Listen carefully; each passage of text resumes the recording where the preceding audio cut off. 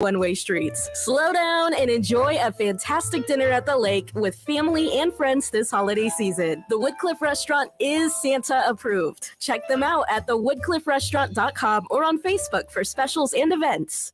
Do you hear what we hear? Omaha Steaks has tons of jobs and hours. Right now, we're hiring for a variety of seasonal positions in our warehouses. Plus, all positions come with a great employee discount on food you can use all year long. To view available job openings and to apply online, go to omahasteaks.com/jobs or text steaks to 22633 to apply today. This holiday season, dash through the dough and earn extra cash working at Omaha Steaks. Bill Jones. And Olivia. Here for Jones Bros Cupcakes. Have you tried our new chimney cones yet, Olivia? They are so yummy. Chimney cones are stacked on a sugar-coated croissant cone with gelato. We have flavors like birthday cake, strawberries and cream, s'mores, salted caramel, and more. I love the birthday cake chimney cone topped with a mini cupcake. So good. Come see us at Jones Bros Cupcakes and Cafe in Exarban Village. We appreciate your support. This is Scott Schultz from Host Coffee. 2022 marks our 50th year and business has never been better. We continue to grow and add new customers. Many employers are looking for new ideas for their staff as people return to the office. Our pantry service is a great office amenity for staff and guests. Fresh food, snacks, coffee, water, and other beverages for employees and guests. Enhance your office experience with pantry service from Host Coffee. Learn more at hostcoffee.net. Oscar's Pizza and Sports Grill has been making your game day experience one to remember for 18 years with our award-winning char-buffed wings and $7.99 Monday through Friday lunch specials. But now your game day just got bigger and better with Oscar's newly upgraded audio-video system. Cheer on your favorite teams this season in front of a 22-foot LED video wall, showing up to 8 games at once, and of course, 40 TVs and massive dual projectors. Oscar's Pizza and Sports Grill, 173rd and West Center Road, and for takeout at 162nd and Maple. Home is where your health is, where your family gathers together, takes care of each other. And right there with you is Nebraska Medicine. We're proud to take care of Nebraska, to deliver everything your family needs. From immediate care to neurosurgery, it's expertise you can be confident in. With locations throughout the region and telehealth appointments from the comfort of home. Find a provider close to you at nebraskamed.com. Home is with you wherever that may be.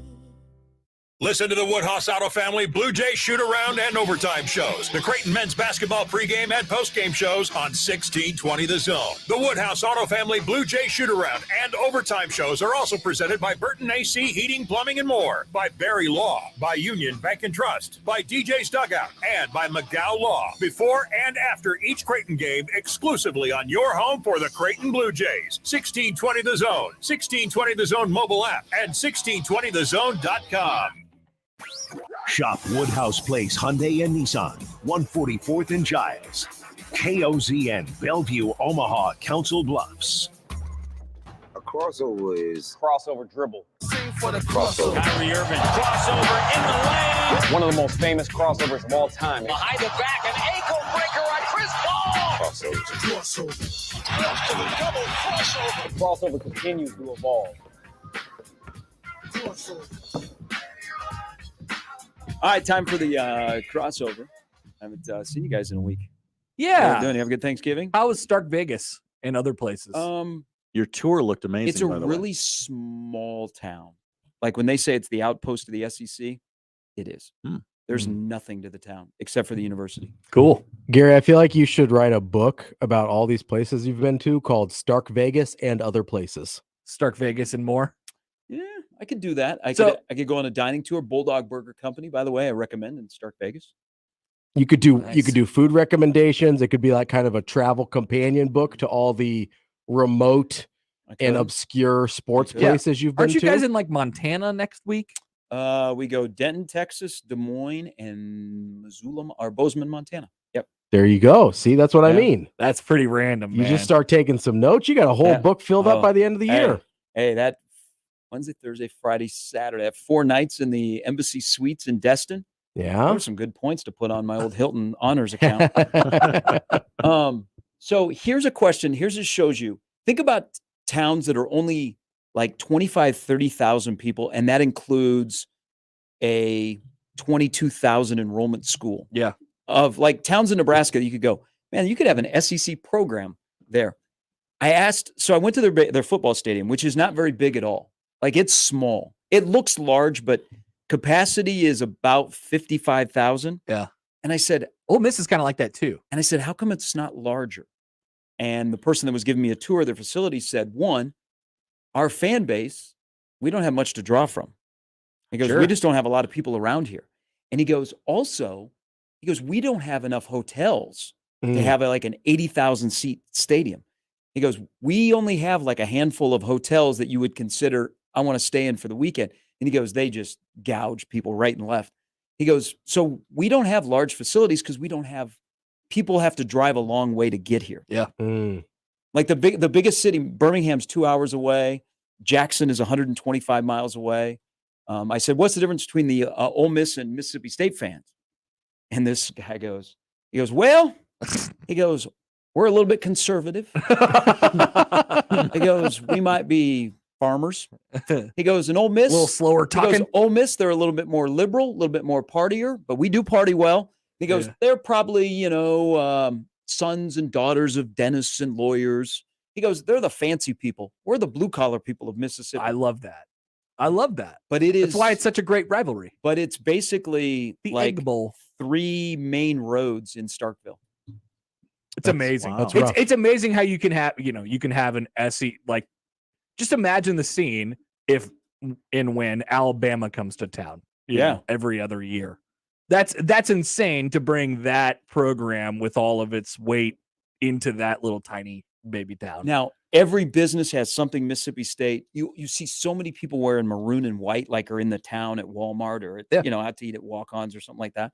So that is kind of amazing. But like Laramie, Wyoming is tiny, and they have a Mountain West program. It'd be like dropping a Division I athletic program like in Kearney. I know, which is amazing to think. It would, But with with not, I guess you would have Omaha, and that's similar to Jackson or whatever it might be in that case. But I mean, still, it's just insane to think about how remote that is, how remote it is, and how significant of an impact they could potentially have on a town. Listen, that's what Mike Leach does. He finds the most remote Division I programs. Lubbock, Pullman, so and Starkville. You guys make a great point. Another part of Starkville is the airport that is in Starkville. Is you drive down kind of a remote road, and there's a bunch of warehouses and stuff, and then there's the fire station, and then there's the landing strip. It's just that you fly in and out of. But to get kids there or to keep them there, you kind of have to understand. So Mike Leach went Lubbock, Pullman, Starkville. Mm-hmm. Chris Jans, their current basketball coach, he was in Las Cruces. So Las Cruces isn't easy to get to, and now he goes to Starkville, which is even tougher to get to. I mean, you have to kind of understand it, because I was saying, how do you recruit kids? Here? That's what I'm saying. It doesn't make any sense. They say, once you get them here, where are they going to go? They're not going to leave. Okay, I looked it up. Kearney, 10,000 more people than Starkville. Kearney, 10,000 more. Yeah, Kearney. Wow. What's the what do you got of the population of Starkville there? 24,657. So we're talking like Norfolk. Norfolk, I think, is right at 20,000. Norfolk, Nebraska. I couldn't tell you the difference population. population-wise. 4,000. Yeah. I couldn't tell you the difference population-wise between Kearney and Well, Norfolk. so like Laramie, there isn't much to Laramie. Now it's a beautiful area, but I think Laramie, Wyoming's 13,000. That's crazy. But it makes more sense. sense. And the tallest building in the entire city is their War Memorial Stadium, which is their football stadium, and then the basketball arena is right next door. But to have that small of a town, but like that reflects it sort of, because it's Wyoming, right? It's a Mountain West school. It's a Group of 5 school. It doesn't. There's no chance that they're going to be playing for a national title, right? Mississippi State was number 1 in the country. They were. When Dak Prescott was their quarterback. Dan Mullen was the head coach. Yeah, they were number 1 in the country. And what we don't know is that Dak Prescott would have transferred, but he couldn't find his way out. Exactly. And they've been, Mississippi State has some good athletics outside of, football and baseball, which just won a national championship 2 years ago. I mean, their women's basketball has been really good there. Yeah. But it just blew me away how small the town was. I mean, people might look at Lincoln and go, well, it's only 300,000 and you don't see much of Lincoln outside of the campus. So you're like, this is a small town. But man, Starkville is really, really small. 300,000 is actually a pretty good size for a college town. I think just the city. Yeah. What is Nebraska? The third largest in the Big Ten? Just the city outside of Columbus and Minneapolis? That's interesting. I think so. Like most college towns are not huge. Are you saying Nebraska is urban? It's Big Ten urban? Hey, they already hired a guy. Yeah, we're Midwest urban. No, but it is crazy to think. I mean, we have those conversations about how remote Nebraska is, and make no mistake about it. I mean, comparatively, it still is, but it could get more remote. It's not more remote than almost anywhere else in the Big Ten. I mean, like we talk about how hard it is to get to like State College at Penn State. It's not super easy to get to Purdue. You're talking about an over-hour drive. State College is impossible. Yeah, you're talking about like an over-hour drive to get to Purdue. I mean, like a lot of these places are not in urban centers. Like that's not where you put giant state colleges. Like Stillwater in Manhattan. That's what I mean. Like Manhattan's like it's just a little cow town. Can you fly a Boeing 737 into the actual town? In Lincoln, you can. And the answer to most of those places is no. It's no. Yeah. You're talking about an hour drive to get to a lot of these places. So I don't like the whole thing of like, oh, it's so hard to get to Lincoln. I've never bought. It's dumb. It's just a thing people say because when they don't recruit well here, they're like, oh, it's so hard to get to Lincoln. No, it's really not. You're just not very good at this part of your job, and that's fine. I mean, it's not really fine, but like it's in Nebraska. Don't try and tell me, like, listen, you get people, you get players to Mississippi State still. You get players, obviously, to Penn State. Like, it's way harder to get to Penn State than it is even close to get to Nebraska. And we have the reputation of having, and once again, make no mistake, there really isn't anything around the two towns that we have here. But why doesn't why don't those towns in Mississippi get that treatment? It's like, oh, there's nothing, like we don't talk about them the same way. There's nothing to do around Starkville. Yeah, well, there's not. There's not. I would the lady at the hotel, because I said, hey, where's there like a place to go walk and see Starkville? She said, oh, you got a couple places around here, and where we stayed, there was a nice little area. Mm-hmm. But she said, you go about, I don't know, maybe 25 minutes outside of the city from here, and there's nothing. Because now you are in the rural part of Mississippi. Yeah, you're not going to see anything for 100 miles. And that's what she said. She said, you'll go a while before you see another city. But they have success. I mean, it's amazing. No, I mean, I think it's one of the more challenging jobs in Power 5. It's a good place for Mike Leach because he's used to that dynamic and he's used to succeeding in unusual places. But the fact that some of their other sports are so successful is a little surprising. I mean, men's basketball is doing really well this year. You mentioned women's basketball. Obviously, the baseball team is really good. Although I maybe this is just my perception. It seems like baseball players are more willing to go to remote locations. A caller was quick to point out an egregious error on our part. Wyoming won the 1942-1943 national championship in basketball. That's true. With a player from Scottsbluff, Nebraska. Apologies. How did we let him get out of the state? Yeah. Who was the basketball coach back then? Was that Fred's grandpa? Just letting talent leak out of the state. It's part of the Hoiberg gene pool. Jerry had not shown up yet. Was Fennis Dembo on that team? I don't see him on the roster. So at Wyoming, we checked the 1942 in their basketball Wyoming arena, mm-hmm. where it's a roundhouse, and they always put what the elevation is. But they have, as you're walking to the court, all of the NBA players that have played at Wyoming. Larry Nance Jr. Do you know who else has played there that you would not? And he's in the NBA, and he's been rather significant, big man. Wait, who are we at talking Wyoming about? Currently? Yes, that you would not have thought they played at Wyoming. Josh Allen, not a basketball player. Are you sure? That could be for any sport. You could just say how just Josh Allen. Josh Allen. Oklahoma City Thunder. Gregorius.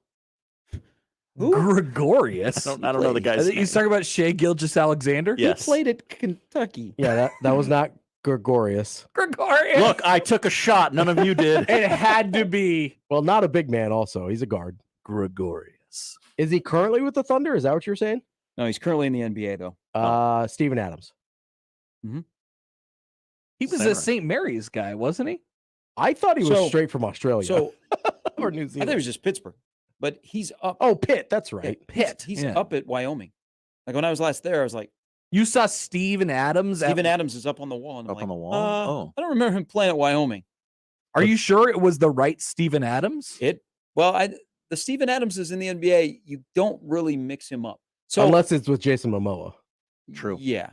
So I wanted to say something to somebody. I'm like, I don't know that he played here. That would be a great bit. You just put a random guy on the wall. Well, when you don't have a history, you have to force one. Because I thought he only played at Pitt. Hold on, I'm doing some research here. What if you walked into like the Creighton basketball facility and like Buddy Hield was on the wall? Like, are we sure that he played here? I got nothing about Wyoming. So how'd that get past the thing that you put Buddy Hield in a Creighton uniform?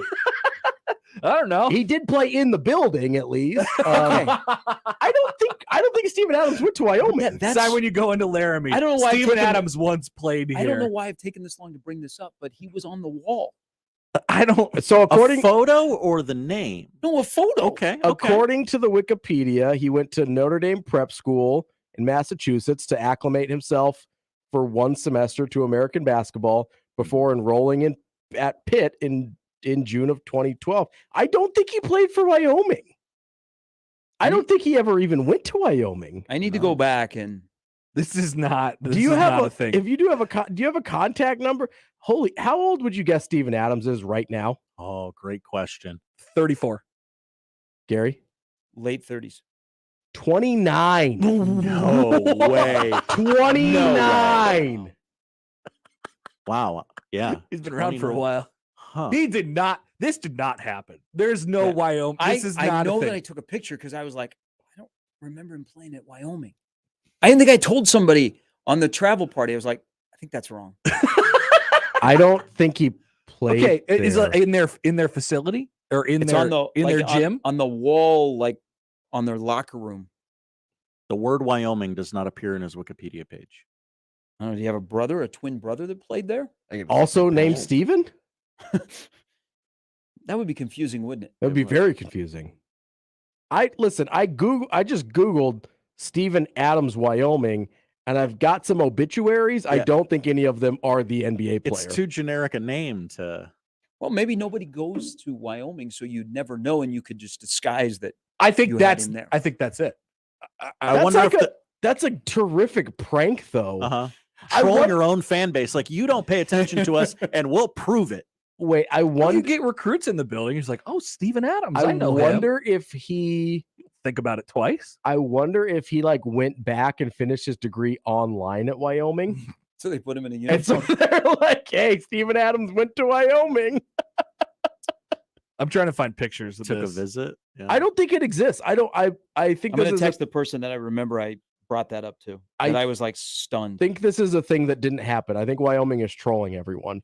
Which good on you, Wyoming. Yeah. Because that's an incredible joke. Like, great bit. Steven Adams, his middle name is Wyoming? Is Funaki. Damn. That's a great middle name. That's just a fun fact. It's also really weird that his first and last name are Steve and Adams, and his middle name is Funaki. Usually you have like a, more of a theme going on with the names there. Not so with Steven Adams. Hey, did you guys know it's Diet Coke celebrating their 40th birthday this week? Really? I would have guessed older. Diet Coke. Diet Coke. Diet sodas are relatively new. Well, yeah, I guess that was an 80s thing, wasn't it? Yeah. They're relatively new on the scene. I know Robbie drinks some diet soda. I do a lot. Yeah. He's on the Pepsi train. I'm a Diet Coke guy. Well, this is Diet Coke. It's the McDonald's Diet Coke. When you rip out your 2 liters, they're always Pepsi. Not always. Lately, they have been. That's what's the 2 for deal at the gas station by my house. You usually don't see people vacillating between Pepsi and Coke. You're either a Pepsi guy or a Coke guy. Yeah. No, I'm versatile. I've got Diet Dr. Pepper. You've seen that. I've seen that. I do Diet Dr. Pepper. I go through Diet Mountain Mountain Dew stages pretty aggressively sometimes. That's bad. It's terrible. I'm a versatile diet soda drinker. Both of you guys do drink Diet Coke, right? I drink Diet Coke. It's basically the only pop I drink. Do you remember the first time you drank a diet soda? How awful it tasted. Yeah. Mm-hmm. I was 7, but That young? yeah. I was. What do you Well, that's what I got. the first time you drank a It's a Diet formative moment of my childhood. I Well, remember Matt it Rule got up fondly. there. He's like 1983. I was. It was. on the subway. I was crying. Robbie if goes. I ever got hired, I was 7. I had my first Diet Coke. if I ever got hired as an executive at Diet Coke, I could have a very compelling story. No, that's when I got diagnosed with diabetes, and so my mom would get it as like a treat for me. Would get me Diet Coke because there was like other things that were harder to manage. Gotcha. In terms of getting treats. So that's where my diet soda addiction started.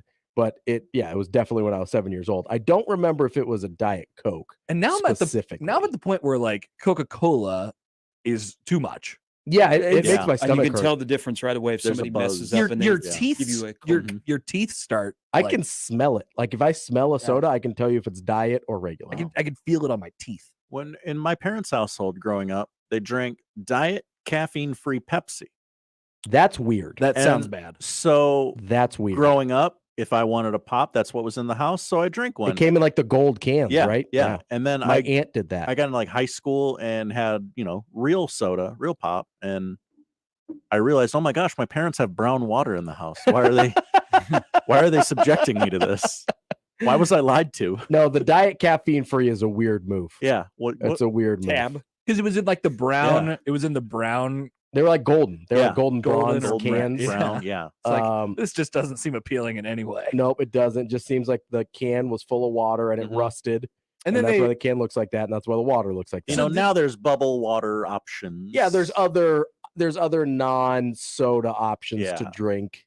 But listen, back in the day, and I remember this because like it was the Sprite thing, the Sprite game with the prizes and stuff was a very big deal. And everybody in my family like wanted the basketball and the basketball jersey and stuff like that. But they didn't have Diet Sprite, or at least you couldn't find it anywhere. So I was very upset because I wanted to play the game, but I could never drink Sprite. It was very upsetting for me. I remember being very excited when Diet Orange Soda came out. Yeah. That was a big deal for me because I was a kid and I loved orange soda. I was like, we have Diet Orange Soda now. Yes. Yeah. We got one. I'm in the game. Yeah, here we go. It was a really big deal for me when they not only had Diet Sunkiss, but then Diet Slice came out, and that was my preferred. So I was very excited about the Diet Slice development. Diet Slice. And then, Diet Mountain Dew, obviously. They changed the formula on it a little bit. I remember at one point during my childhood, because I used to not like it very much, I think they made it a little sweeter and not quite as bitey, and they nailed the formula. Still looking for that all sport talk from Trev Alberts one day. Now's the time. We'll get there. He's in front of a ton of microphones. Someone just ask him if there's an all sport cooler in his house. I know there is. Maybe in his garage in South Carolina. Crickets on that front. It would be a shame if he didn't get anything from it. He's got to have. Well, I'm sure he did at the time. I don't know if he kept any of it. A poster in the den. You think Trev is a pack rat? Keeps the. He doesn't seem like it. That's what I'm saying. He seems, Well, being how he downsized. Yeah. Here is last year at Omaha because all the kids were gone. Yeah. I'm thinking, he's not a pack rat. I think he's more of a minimalist. Yeah. So I'm not sure that there's a lot of all sports stuff still hanging around the house. Like, I might use that cooler one day. I don't know. No. Maybe a koozie. Speaking of his house, do you think it was odd that he had him stay overnight at his house? I think I came to the conclusion like that's the only thing you can do. It's the only way. If you're trying to keep it done under wraps, you can't put him in a hotel. You can't do it. There's Do two. you think if you would have checked Matt Rule into a hotel in Omaha, people would have thought, "What's up?" I think there's enough people Somebody would have seen him. who work at hotels that are obsessed with either Nebraska or sports or whatever that either would recognize him, would have recognized the name. Even if you check him in under a different name, I think people would have recognized him. I don't think you can check him into a hotel. Don't you think this story is going to get to a point where he's going to tell you that, what actually happened is I put a ball cap on. Yeah. And I put some Nebraska gear on and just walked across campus. Yeah. He does kind of just look like Nebraska he looks like a guy. dad. He just looks like a guy. Yeah, he just looks like a Midwest dad. Yeah, if you were not, They may have if you been were able to not get away with looking it. for him, if you're not like a Carolina Panther fan or a big college football fan, Yes. he probably would strike you as just any normal fan on a Saturday. My argument is that there's enough people that work at hotels that someone would be obsessed with college football enough to know who he was. Are you in town to do the game? You on TV? That's what maybe you could have told him if somebody actually came up to him. Well, like, what if I'm doing some things for Fox? What if they were bad house guests? Would that have ended the deal? It is a very What if they left the lights on? Yeah, were they like hanging out? I know, like, would it be left awkward? the toilet seat up a little bit. Yeah, He's like, you had to wait to shower on game day because the rules were in the bathroom together. I mean, I would imagine there's multiple showers in Trev's house. I would guess.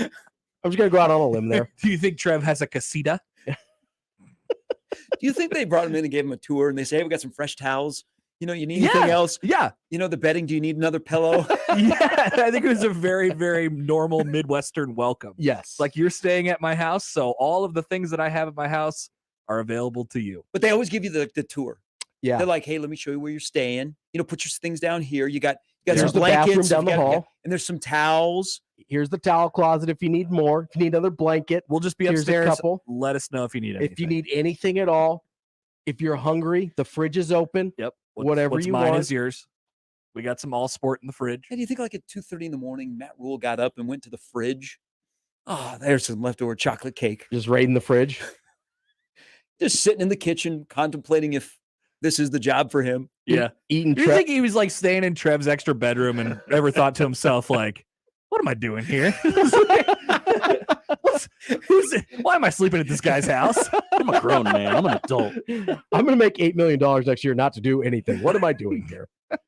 No, yeah, I think it is a little awkward. It's a very, especially Or because maybe it went so well that Matt wants to just live there now. maybe they had like reserved a hotel room and they're like, you know what, guys, we are hitting this off. Come stay at the house.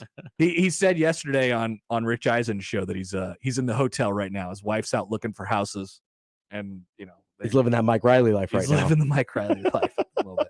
They were never able to really nail that one down. Nope, not before he got the caboot there. I'm trying to think. Could there be some nice, like large enough where you could have team gathering houses that would be open in Lincoln? Well, I know I can think of one. Like assistant coaches or. I know of What one. do you think Scott's doing? Well, with his house? so you hear that a lot. So Sam Pittman in Fayetteville bought Mike Anderson's house. Oh, did the he? former Arkansas basketball I player. remember. Yeah. Who said? Van Horn said that. Yeah. I know of one in Ashland that would probably work. Pretty good sized house. That's not a terribly long commute. That'd be miserable. It's gonna be every like an day. assistant coach neighborhood. You would think, yeah. Like, they all kind of live in here and we keep it quiet. They like us because we keep it quiet. We're on the road a lot. It's not a lot going on. We're here. They keep an eye on You things. get to for know us. the kids and the wife. That's Mhm. about it. Yeah. And you're afraid to go talk to the husband. Yeah. Well, I think that's right. I see him every once in a while. Pops he's in, around. pops out. See him taking the trash out. When he says he's in the hotel, is this the Riley thing again? He's at the Embassy Suites. So he's like going down for breakfast in the morning. I mean, Because Riley would eat breakfast with the people that were staying at Embassy Suites. Making his own waffle every That's morning. funny. And then he would walk to work. He would ride his bike, right? Yeah, he was a Or, bike- or he'd yeah. walk, depending on what day it was and how he felt. Yeah. So, yeah, I mean, judging by the time that Rule gets to the facility, I don't know that the continental breakfast is out yet. Ooh, that's true. Which Listen, is tough. First of all, the Embassy Suites breakfast is not a continental. Or Are just- you familiar? Just a breakfast, whatever breakfast. The Embassy Suites breakfast is elite. Okay. It is a high quality. It's probably the I can best tell you. included breakfast that you're going to find at a hotel. Wow. If you're going a higher quality breakfast than that, you're paying for it like a regular meal. The Embassy Suites does the happy hour too, right? They also do the happy hour. Listen, they do some things right down there. I'm not going to lie to you. But the Embassy Suites free breakfast is elite. It's got an omelet station. It's got a whole thing. Very, very good. I think he in misses terms of out. free I don't breakfast. think they're putting that thing out if at he's 5. if he's getting out at 5 in the morning, I You think don't that think they make him a plate? Maybe they do. he just walks down. Hey, can you guys make me up a box, just to go box? Coach, you need anything? I would guess he's eating at the facility. Maybe. You know. Weekdays 6:30 to 9:30 a.m. on that breakfast. Yeah, so he's out of there a couple hours before He's missing the breakfast. opening that thing. up. Yeah, it's get to live the hotel life for at least a couple weeks. You might want take advantage of the breakfast at least once. Is there a Is I gonna be there this weekend out recruiting? So is there a collection of coaches that love a dark stadium picture more than the one we got now in Lincoln? Did he do another one this morning? One of the assistants did. Nice. What did they take a picture of? I forget what it was. It was one of the entrances. That's cool. You know what? So that's cool because this is new to all. Oh those yeah, guys. it was pot roast out in front of the out in front of the entrance. I mean, that's all new to them. Sure. So they we all go, oh, you're taking a picture of the championships, and they're like, this is cool. Actually, this is my home now. Yeah, this is where great. we are. It's a big deal. It's the life of a coach where on Saturday you were coaching for the Carolina Panthers, and on Wednesday you're in Lincoln, Nebraska. I always think about how weird that is. Oh, that is insane to me. Well, look at like Mickey last year. Like in a transition, went from one day LSU to the next day he was selling Nebraska. Yeah. Well, Scott won a conference championship and was in Lincoln the next morning. It's odd. It's an odd profession. It's very odd. It's an odd profession. It's wearing a UCF hat, celebrated and everything. He's like, I'm the coach of Nebraska now. It's so weird. And it is weird then, like if you're a UCF fan, all of a sudden you just won a championship. One of your greatest days is a football program, and the next morning you're watching. Time to go. Yep. That guy's in the press conference somewhere else. Yep. That's You're kind not of going to the ask me life. about the game at all? That's kind of the life of a UCF fan, though, isn't it? Right. Or of somebody at that level. Mm-hmm. Like if you get to the point where you're good enough, like you're not hanging on to that coach for long. That's just kind of how it goes. Kind of have to accept that, I think. Yeah, I mean, you change jobs. You're out on the road recruiting. You change jobs, and they FedEx you a new polo. Jim Mora said that, very proud that our coaches get to move on. Yeah, see, he understands that where he's at in the pecking order.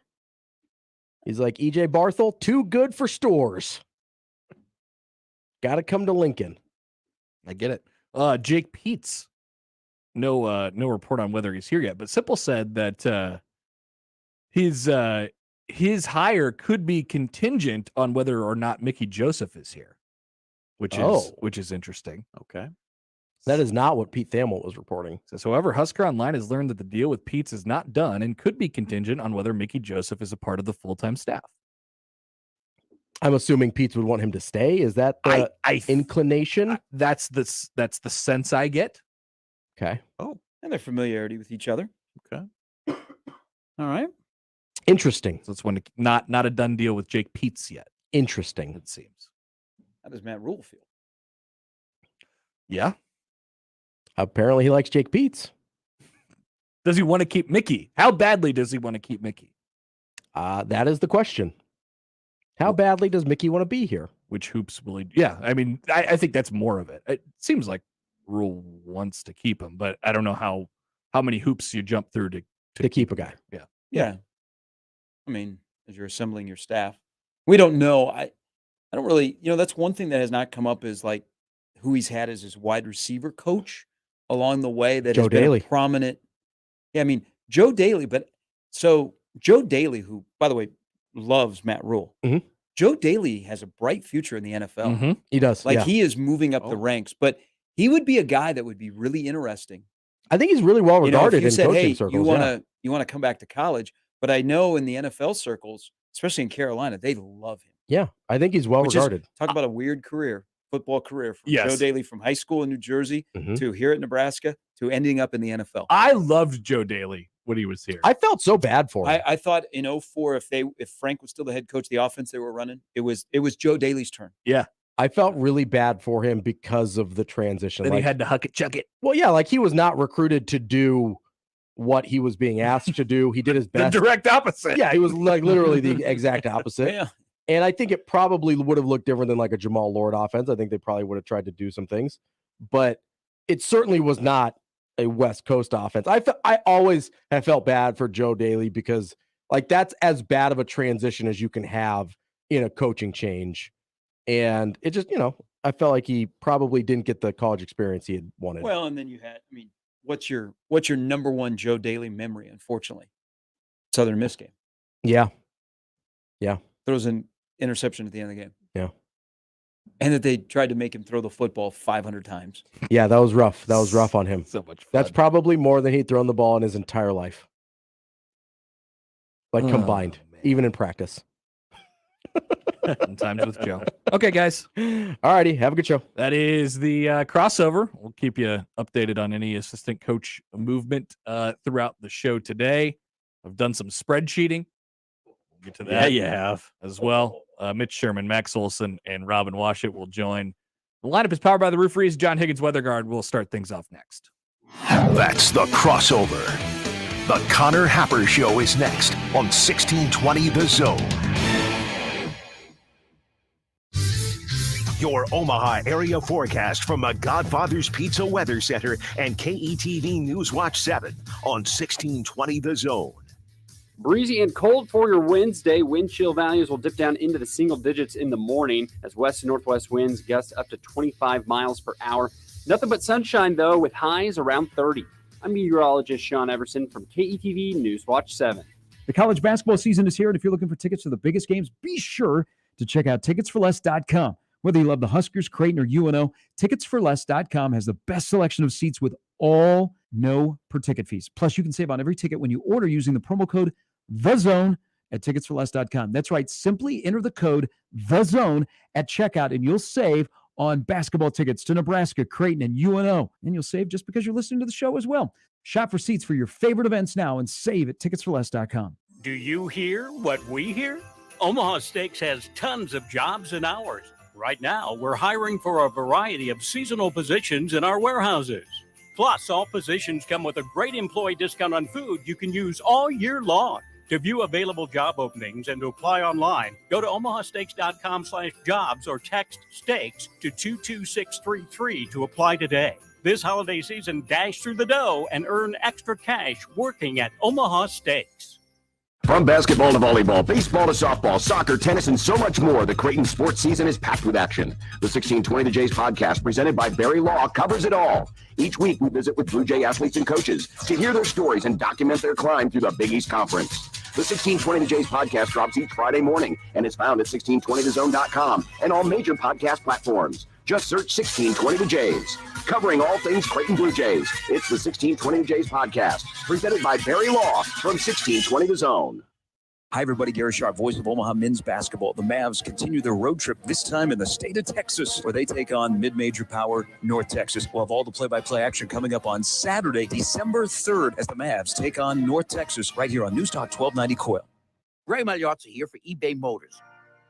So you have to drive 300 miles to your cousin's wedding. Okay, so it's his fourth. But you know what they say, fourth time's the charm.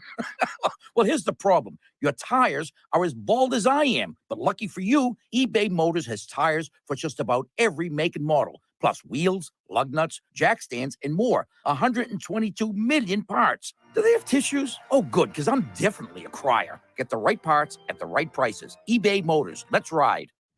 Ew. Gotta get rid of this old Backstreet Boys t-shirt. Tell me why. Because it stinks, boys. Tell me why. I've washed it so many times, but the odor won't come out. Tell me why. No, you tell me why I can't get rid of this odor. Have you tried new Downy Rinse and Refresh? It doesn't just cover up odors. It helps remove them. Wow, it worked, guys. Yeah.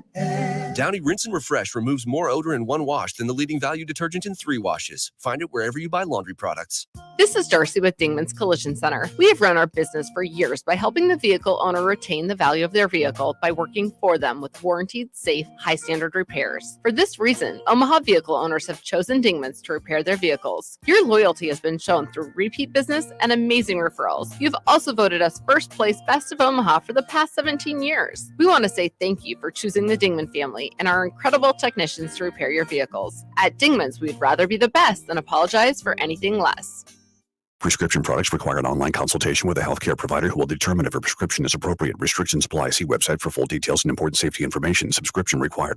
Hey guys, did you know there's a generic form of Viagra that works just the same but is 90% cheaper? And you can get it online? Just go to 4hims.com/radio. At Hims, you'll get a free medical consultation, discreet shipping if prescribed, a 100% online process, and trusted generic alternatives to the biggest brands at 90% off. That's right, get generic for Viagra, the same active ingredient as brand name Viagra, but 90% cheaper. It's the same medication you get from your doctor, but with zero copay, no expensive appointments, and no awkward face-to-face conversations. To start your free online visit, you need to go to this exclusive address, forhims.com/radio. That's forhims.com/radio for your free online visit. forhims.com/radio. Make the right call, fans. The Rooferees at John Higgins Weather Guard.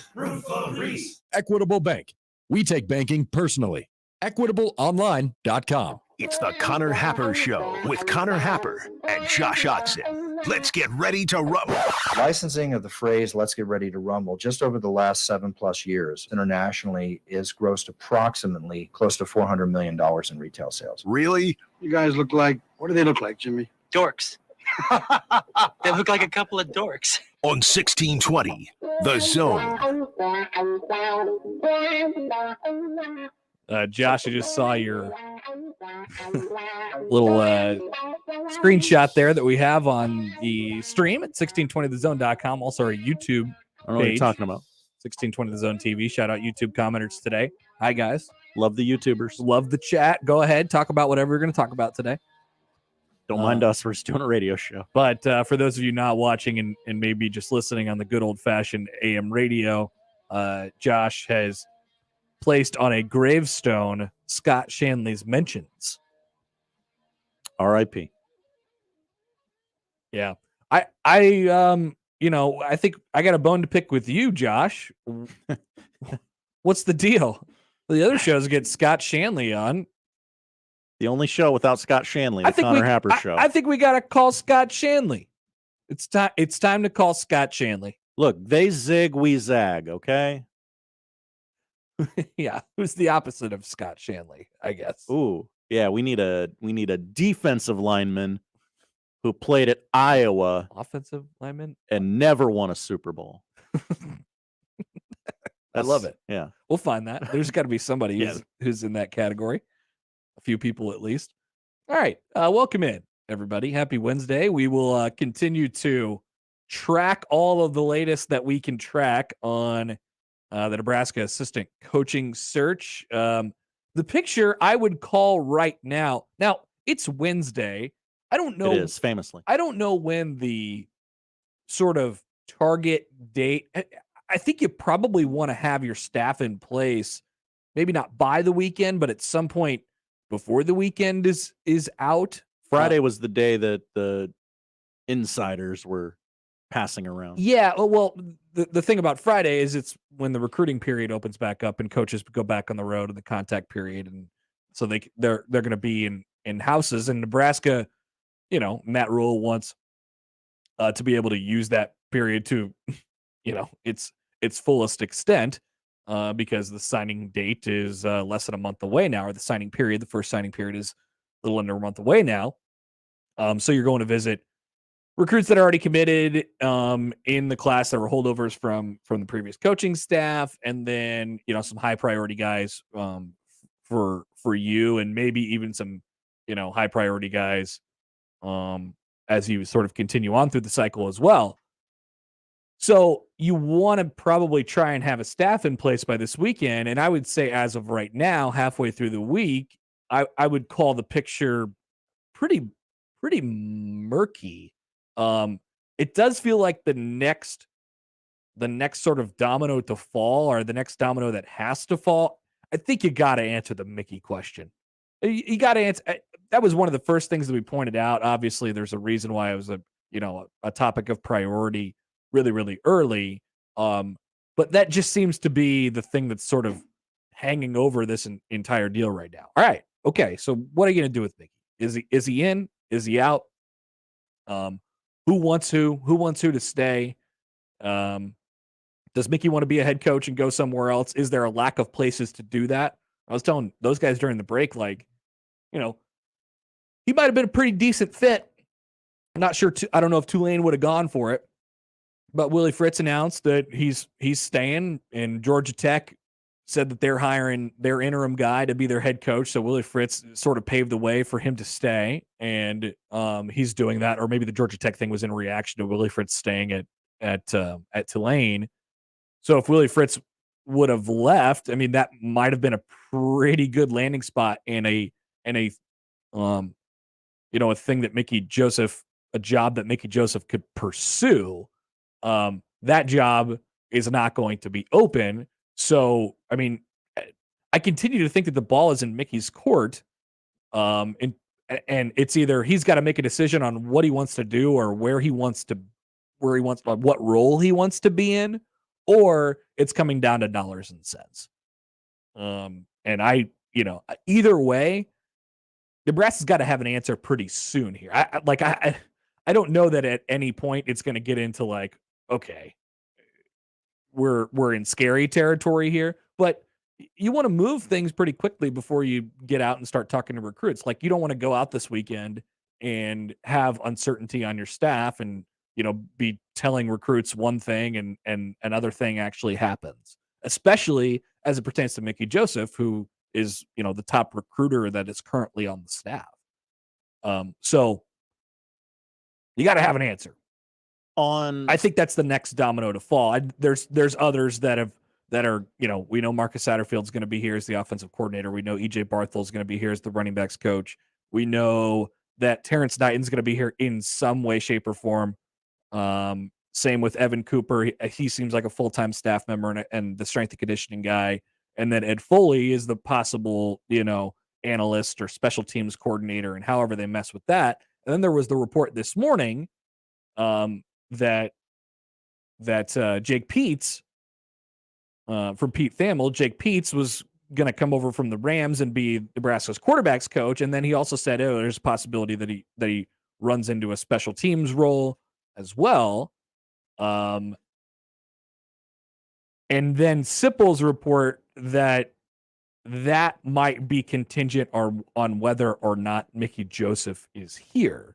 So it just feels like you're going to run into that a lot over the next, when you're bringing people in.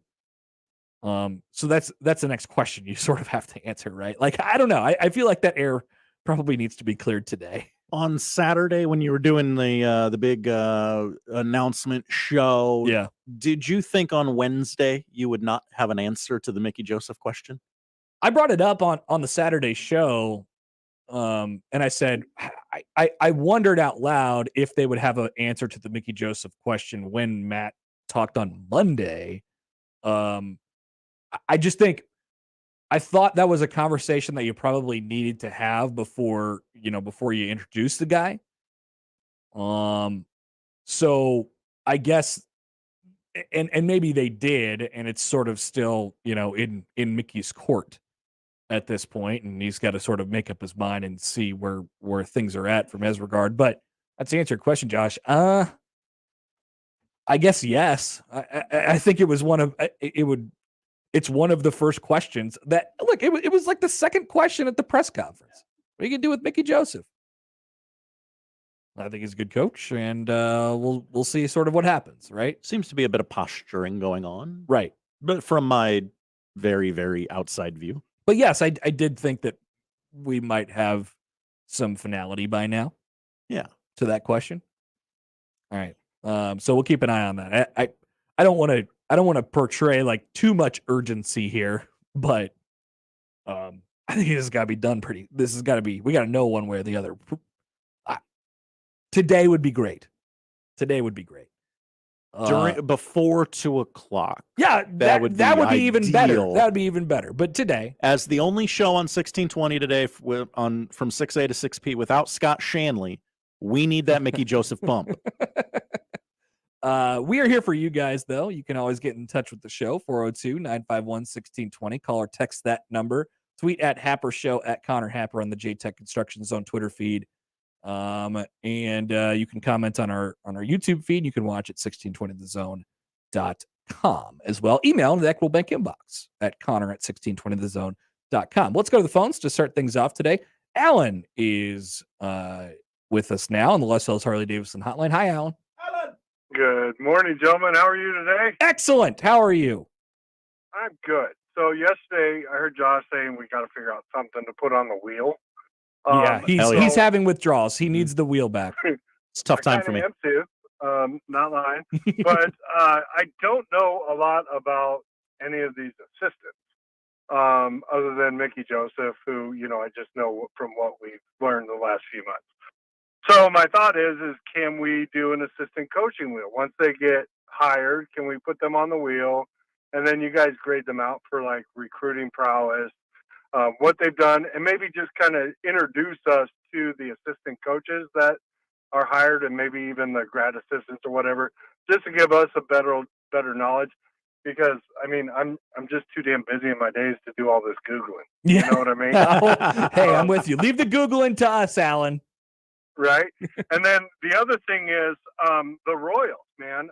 Really impressed with what's been going on lately. Was super happy to see that Megan and Harry got their second child. So have a great day, guys. Always here for Royals talk. Thank you, Nick Alan. Prado got engaged. Congratulations, Nick.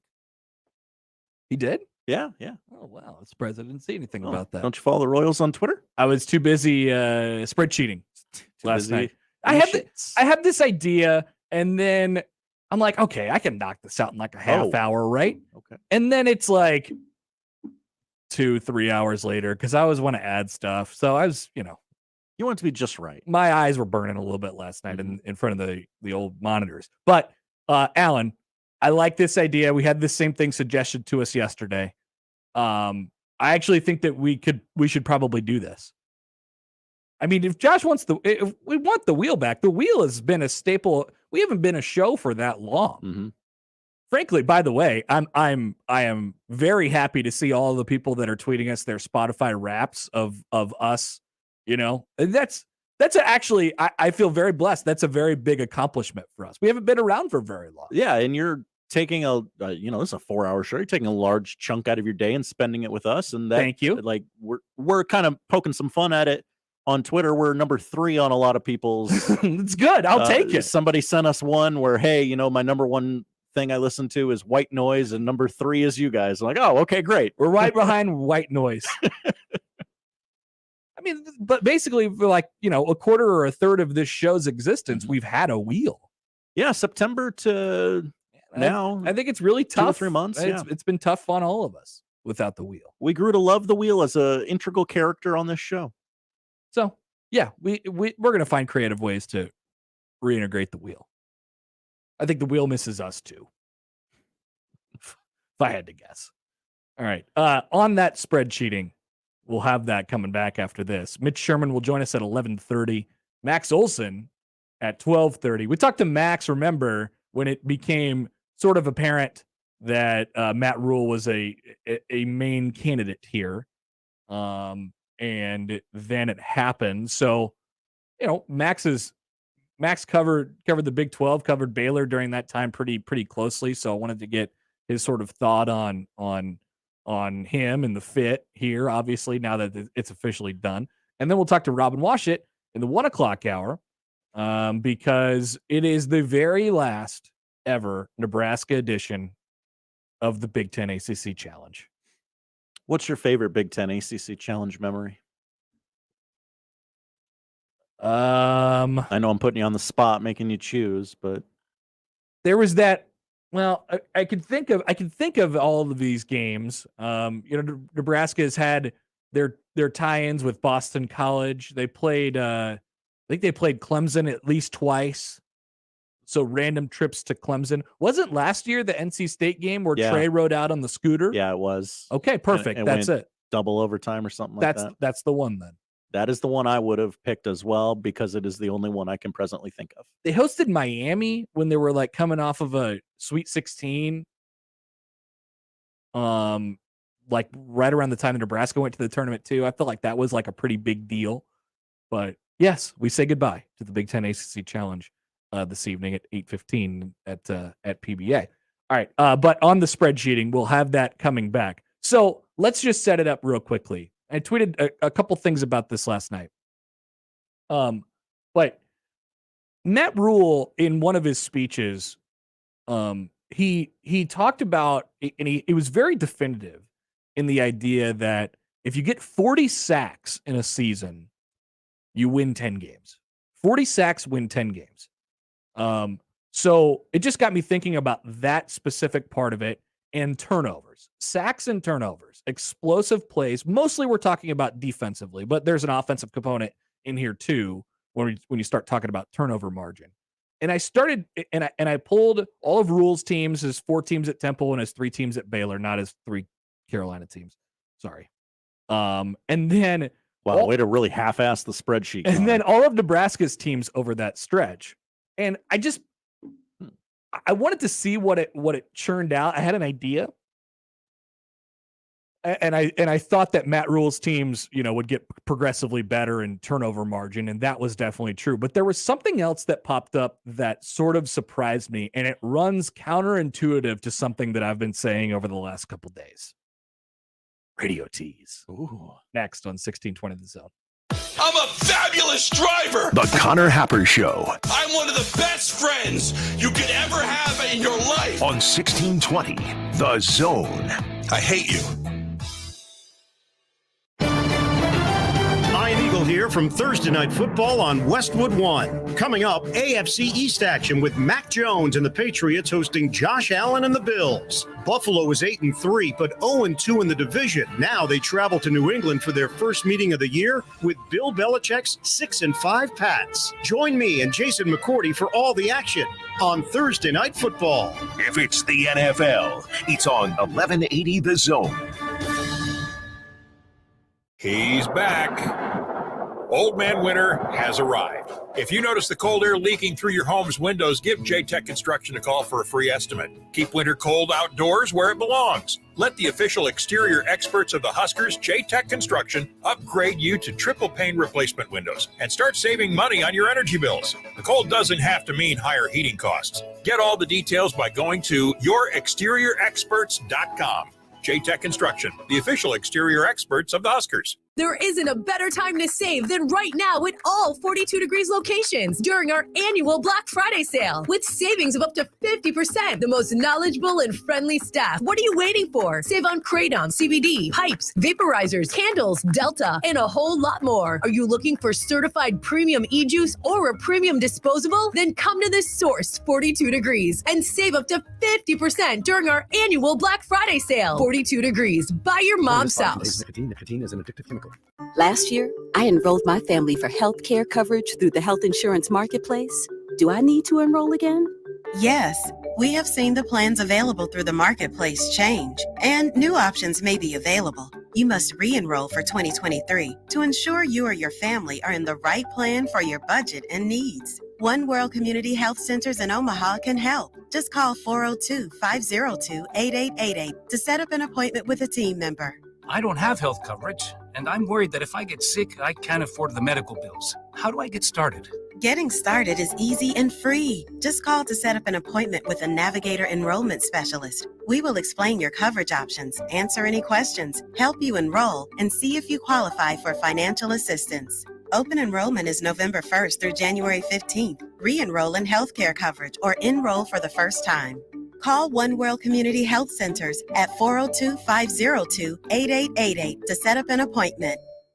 Simply Safe was named the best home security of 2022 by U.S. News & World Report. But we don't do what we do for the accolades. We do it to protect you and everything you love. Our advanced sensors and HD cameras are powered by 24/7 professional monitoring for fast emergency dispatch. Visit simplysafe.com/holiday to get 40% off any new system today. Advanced home security, 24/7 professional monitoring for less than $1 a day. There's no safe like Simply Safe. Holiday shopping? Back by popular demand, stop by Cops at 72nd and Jones, Shadow Lake Town Center, or 180th and Center to grab a bite and buy a gift card. Cops gift cards are sure to please. Cops makes delicious pizza, fresh salad, and tasty charred wings with a variety of homemade sauces. They even offer keto crusts. Dine in, carry out, or delivery. Cops, now with 3 convenient locations to serve you. 72nd and Jones, the Shadow Lake Town Center, 180th and Center, or click copspizza.com. How would you like to come home to a bartender who will fix you any cocktail you want? I'll have an old-fashioned. I'll have a margarita. Now you can with the Bartesian Home Cocktail Maker. Bartesian is a sleek machine the size of a coffee maker that makes premium cocktails at the touch of a button. Choose from over 50 different cocktails, from classics to the most exotic premium cocktails served in the best bars today. You'll always get freshly mixed, perfectly balanced cocktails with the Bartesian Cocktail Maker. And now get Bartesian's best Black Friday deal ever at bartesian.com/enjoy. Entertaining? The Bartesian is ideal for parties. No need to stock all kinds of individual mixers for complicated recipes. Every guest gets the cocktail of their choice in seconds. The Bartesian makes a wonderful gift for anyone who loves a fine premium cocktail. Now get Bartesian's best Black Friday deal ever. It's available right now, only at bartesian.com/enjoy. That's BARTESIAN.com/enjoy for Bartesian's best deal ever. Only at bartesian.com/enjoy. Listen to the Woodhouse Auto Family Blue Jay shoot-around and overtime shows. The Creighton men's basketball pregame and postgame shows on 1620 The Zone. The Woodhouse Auto Family Blue Jay shoot-around and overtime shows are also presented by Burton AC Heating, Plumbing, and More, by Barry Law, by Union Bank and Trust, by DJ's Dugout, and by McGow Law. Before and after each Creighton game, exclusively on your home for the Creighton Blue Jays. 1620 The Zone, 1620 The Zone mobile app, and 1620thezone.com.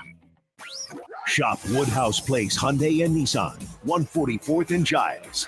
KOZN, Bellevue, Omaha, Council Bluffs.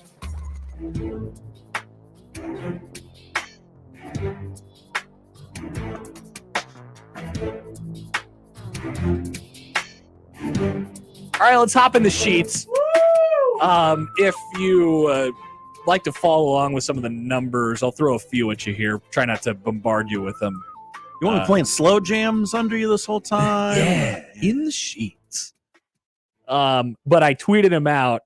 I tweeted the spreadsheet out at Connor Happer. If you want to check it out there, I just bumped it a little bit as well, so you could follow along if you need a visual aid. If you're more of a visual learner. Yeah, you actually put the spreadsheet out there for people to see so they can dissect the information any way they please. I thought that was really good of you. A lot of radio hosts hold on to their information as if it were nuclear codes. Whoa. Are you taking shots? Not at you. Okay. Are you taking shots at somebody? I mean, probably. Yes, I'm not like other radio hosts. Colin Coward isn't putting his Google Docs scripts out there for all of us to read with his 12 writers. This is info you have to either pay for or you can get from me whenever I get bored. And I want to go on cfbstats.com a whole bunch. So I sort of outlined it a little bit before the break there. But Matt Rule had this line in one of his speeches that he gave to like the Texas High School Coaches Association, like the legendary speech, which is, I think he may have mentioned it the other day too, but very, very certainly said, you get 40 sacks, you win 10 games. 40 sacks, you win 10 games. So it just got me thinking about that a little bit. And I thought it was interesting and, you know, it got me thinking about explosive plays in general. So I integrated turnovers into it as well, both turnovers gained and turnover lost. Now, one thing that we can definitely match up, and this is sort of where the gears started turning a little bit. One thing that we know is that Nebraska over the last decade, and this is what we have, Nebraska, 10 years of Nebraska football since Matt Rule's been a college coach, has been either okay or absolutely downright horrible in turnover margin. Nebraska's turnover margins will start here in the turnover side because I think the sacks part is actually a little more interesting. So hang on. But the turnover side, Nebraska over the last since 2013. So Matt Rule took over at Temple in 2013. So I did all of Nebraska's teams since then. Nebraska's turnover margins: -11, -2, -12, +5 in 2016. Remember they won 9 games that year. -7, -2. Flat 0 in 2019, Scott Frost's second year. -11 somehow in 2020 in an 8-game season. Just baffling. -5 and then -3 this past year. Those rank, basically all of them rank in the bottom third or quarter of the country in terms of rank and where you sit at in terms of turnover margin. Nebraska's had some that has been, that -11 in 2020, I believe, was dead last in the country in terms of turnover margin. They were also -11 in 2013. They also won 9 games that year. Makes you sort of think about some of these teams. -12 in 2015. But notoriously, Nebraska has had an issue with a couple different things. Number one, I would say most chiefly on Nebraska's side, it's been a little bit more about giving the ball up, turning the ball over, than it is the lack of forcing turnovers. But they haven't been good there either. They haven't been good in forcing turnovers either. So you can look at how Nebraska is sort of, it wouldn't be shocking to any of you if I told you Nebraska ranks toward the bottom in that statistical category every year. And this is something that over a long period of time determines how good you are as a team. This is the difference between, this is the margin that Nebraska lives in, right? Are you a 5-win team who could have won 8 or 9? Are you a 9-win team who could have actually, performed a little bit closer to like a 5 or 6-win team? Or are you an 8 or 9-win team that if you had a little better turnover luck or not turning the ball over or forcing more turnovers, you're just a few more away from ending up in with a conference championship, right? This is the margin that Nebraska lives in right now. So it shouldn't be surprising to anybody. Nebraska's performed horribly over the last 10 seasons in that. Matt Rule at Temple started off pretty bad, -6 in turnover margin in 2013, and then +3, +3, and then +6 in 2016. He improved that mark every year, of course, with the exception of 2014 to 2015. And they took the ball away more consistently in each year, and they got better in they didn't give the ball away as much. In each of it was really, really pretty linear at Temple, and then of course it ended with him winning 10 games in 2016. At Baylor, started off really horrible. They were -14 in 2017. So it shouldn't be surprised that they went 1-11 that year. Improved that to -9 in 2018, and then in 2019, when they won 11 games and went to a conference championship game and came, inches away from winning the Big 12 championship, they were +11 in the turnover margin, and they were number 2 in the country in turnovers gained. So forcing turnovers. They forced 30 turnovers.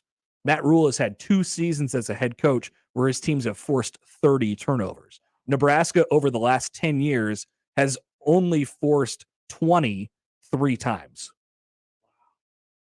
So I think that speaks to a couple different things. First of all, and you wonder what the margin here is for the Big Ten Conference, right? The Big Ten, he's at Temple, he's at Baylor. Those are some places where, the ball's going in the air a little bit more. You're probably just going to be a little bit more turnover heavy. Big Ten offenses, they take care of the football. They pride themselves on taking care of the football. So maybe the progression at Nebraska is a little bit slower. Let's go to the sacks piece of this now, because this is what I took away that I thought was really the most, sort of jarring. So what I've been saying over the last couple days is you look at Baylor in the situation that he took over, and you look at Temple in the situation he took over, and you thought, man, those places, they're just dumpster fires, right? Nebraska, yes, it's a dumpster fire, but it's in its own way, right? There are some pieces here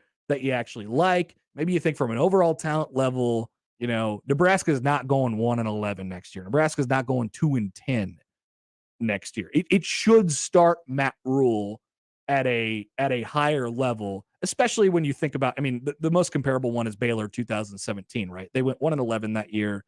They were bad in turnover margin. They were bad in sack margin. They gave up 15 more sacks than they sacked opposing quarterbacks in 2017. And it wasn't a good place to walk into, but they progressed, of course, over the 3 years. And then I compared that to Nebraska and what they have done most recently. And I want to be like, this might not be news to anybody, but it's shocking how unexplosive Nebraska has been. It's shocking how unexplosive Nebraska has been. And then when you think about it, how unexplosive they've been, I'm like, it's almost surprising in some ways that they've been able to get out of these seasons with 3 and 4 wins. Like, these are determining numbers in how you win football games over a season. right? Like, so if you're getting absolutely killed in turnover margin and sack margin, you're just not going to be very good. And that is both a still shot and an image of what your team is, but it is also a commentary on the elite talent that you have. How do you get sacks? How do you get turnovers? You have explosive playmakers. You have guys rushing off the edge, and those guys go to the NFL, or rushing off the defensive line, and those guys go to the NFL. You have defensive backs who are ball hawkers. They force turnovers. They get interceptions. They force fumbles. Those guys go to the NFL. So it might not shock you that over the last 5 years, Nebraska just hasn't had really any of it. Nebraska gave up 12 more sacks than they sacked opposing quarterbacks this past year in 2022, which is just about as bad as Baylor was in 2017 and as Baylor was in 2018 under Matt Rule, when they were sacked 15 and 14 more times than they sacked opposing quarterbacks. They got sacked. Baylor in 2017 was sacked 38 times. Baylor in 2018 was sacked 39 times. Nebraska this year was sacked 33 times. So that's sacks allowed. And then you go to the actual, sacks gained part, and the numbers look weirdly similar, and in some cases worse than Rule's first couple teams at Baylor and first couple teams at Temple. Nebraska over the last 3 seasons is averaging just a hair over 1.5 sacks a game. If you want to do 20, 21, and 22, Nebraska has 13 sacks, 20 sacks, and 21 sacks. Temple in 2013 had 19 sacks. That's Rule's first team. Baylor in 2017 had 23 sacks, and Baylor in 2018 had 25 sacks. Both of those numbers, those first 2 teams at Baylor that were 1-11, and then they went to a bowl game, I think, the next year, both worse than what Nebraska's done over the last 2 years. Did you know that Nebraska's leading sack getter in a season post Randy Gregory was actually Khalil Davis with 8 in 2019? A defensive lineman. I did not know that. Yes. Nebraska's leading sack getter in 2020 in a shortened season was Will Honus with 3. Matt Rule has had 2 guys with 10 plus sack seasons, Hassan Reddick in his 2016 season at Temple, and James Husker Lynch, by the way, in his 2019 season at Baylor with 13.5 sacks. And this was the takeaway that I just didn't expect to come away with because of what I said at the beginning, which is I just don't think that Nebraska starts from as low of a place that Matt Rule found when he got to Baylor in 2017. And these numbers made me think twice about that. These numbers made those teams actually comparable, and I did not expect to see that in a million years. Now, once again, you have to adjust for the fact that these occurrences were in the Big 12 and the AAC, and you're just more likely to get explosive plays in those conferences, or it's easier to get explosive plays in those conferences when you compare it to the Big 10. So there is a number that I don't know how you would get an adjusted number. You could adjust it for strength of schedule and stuff like that, and maybe it's a little less close. But that was what I was most taken back by when looking at this.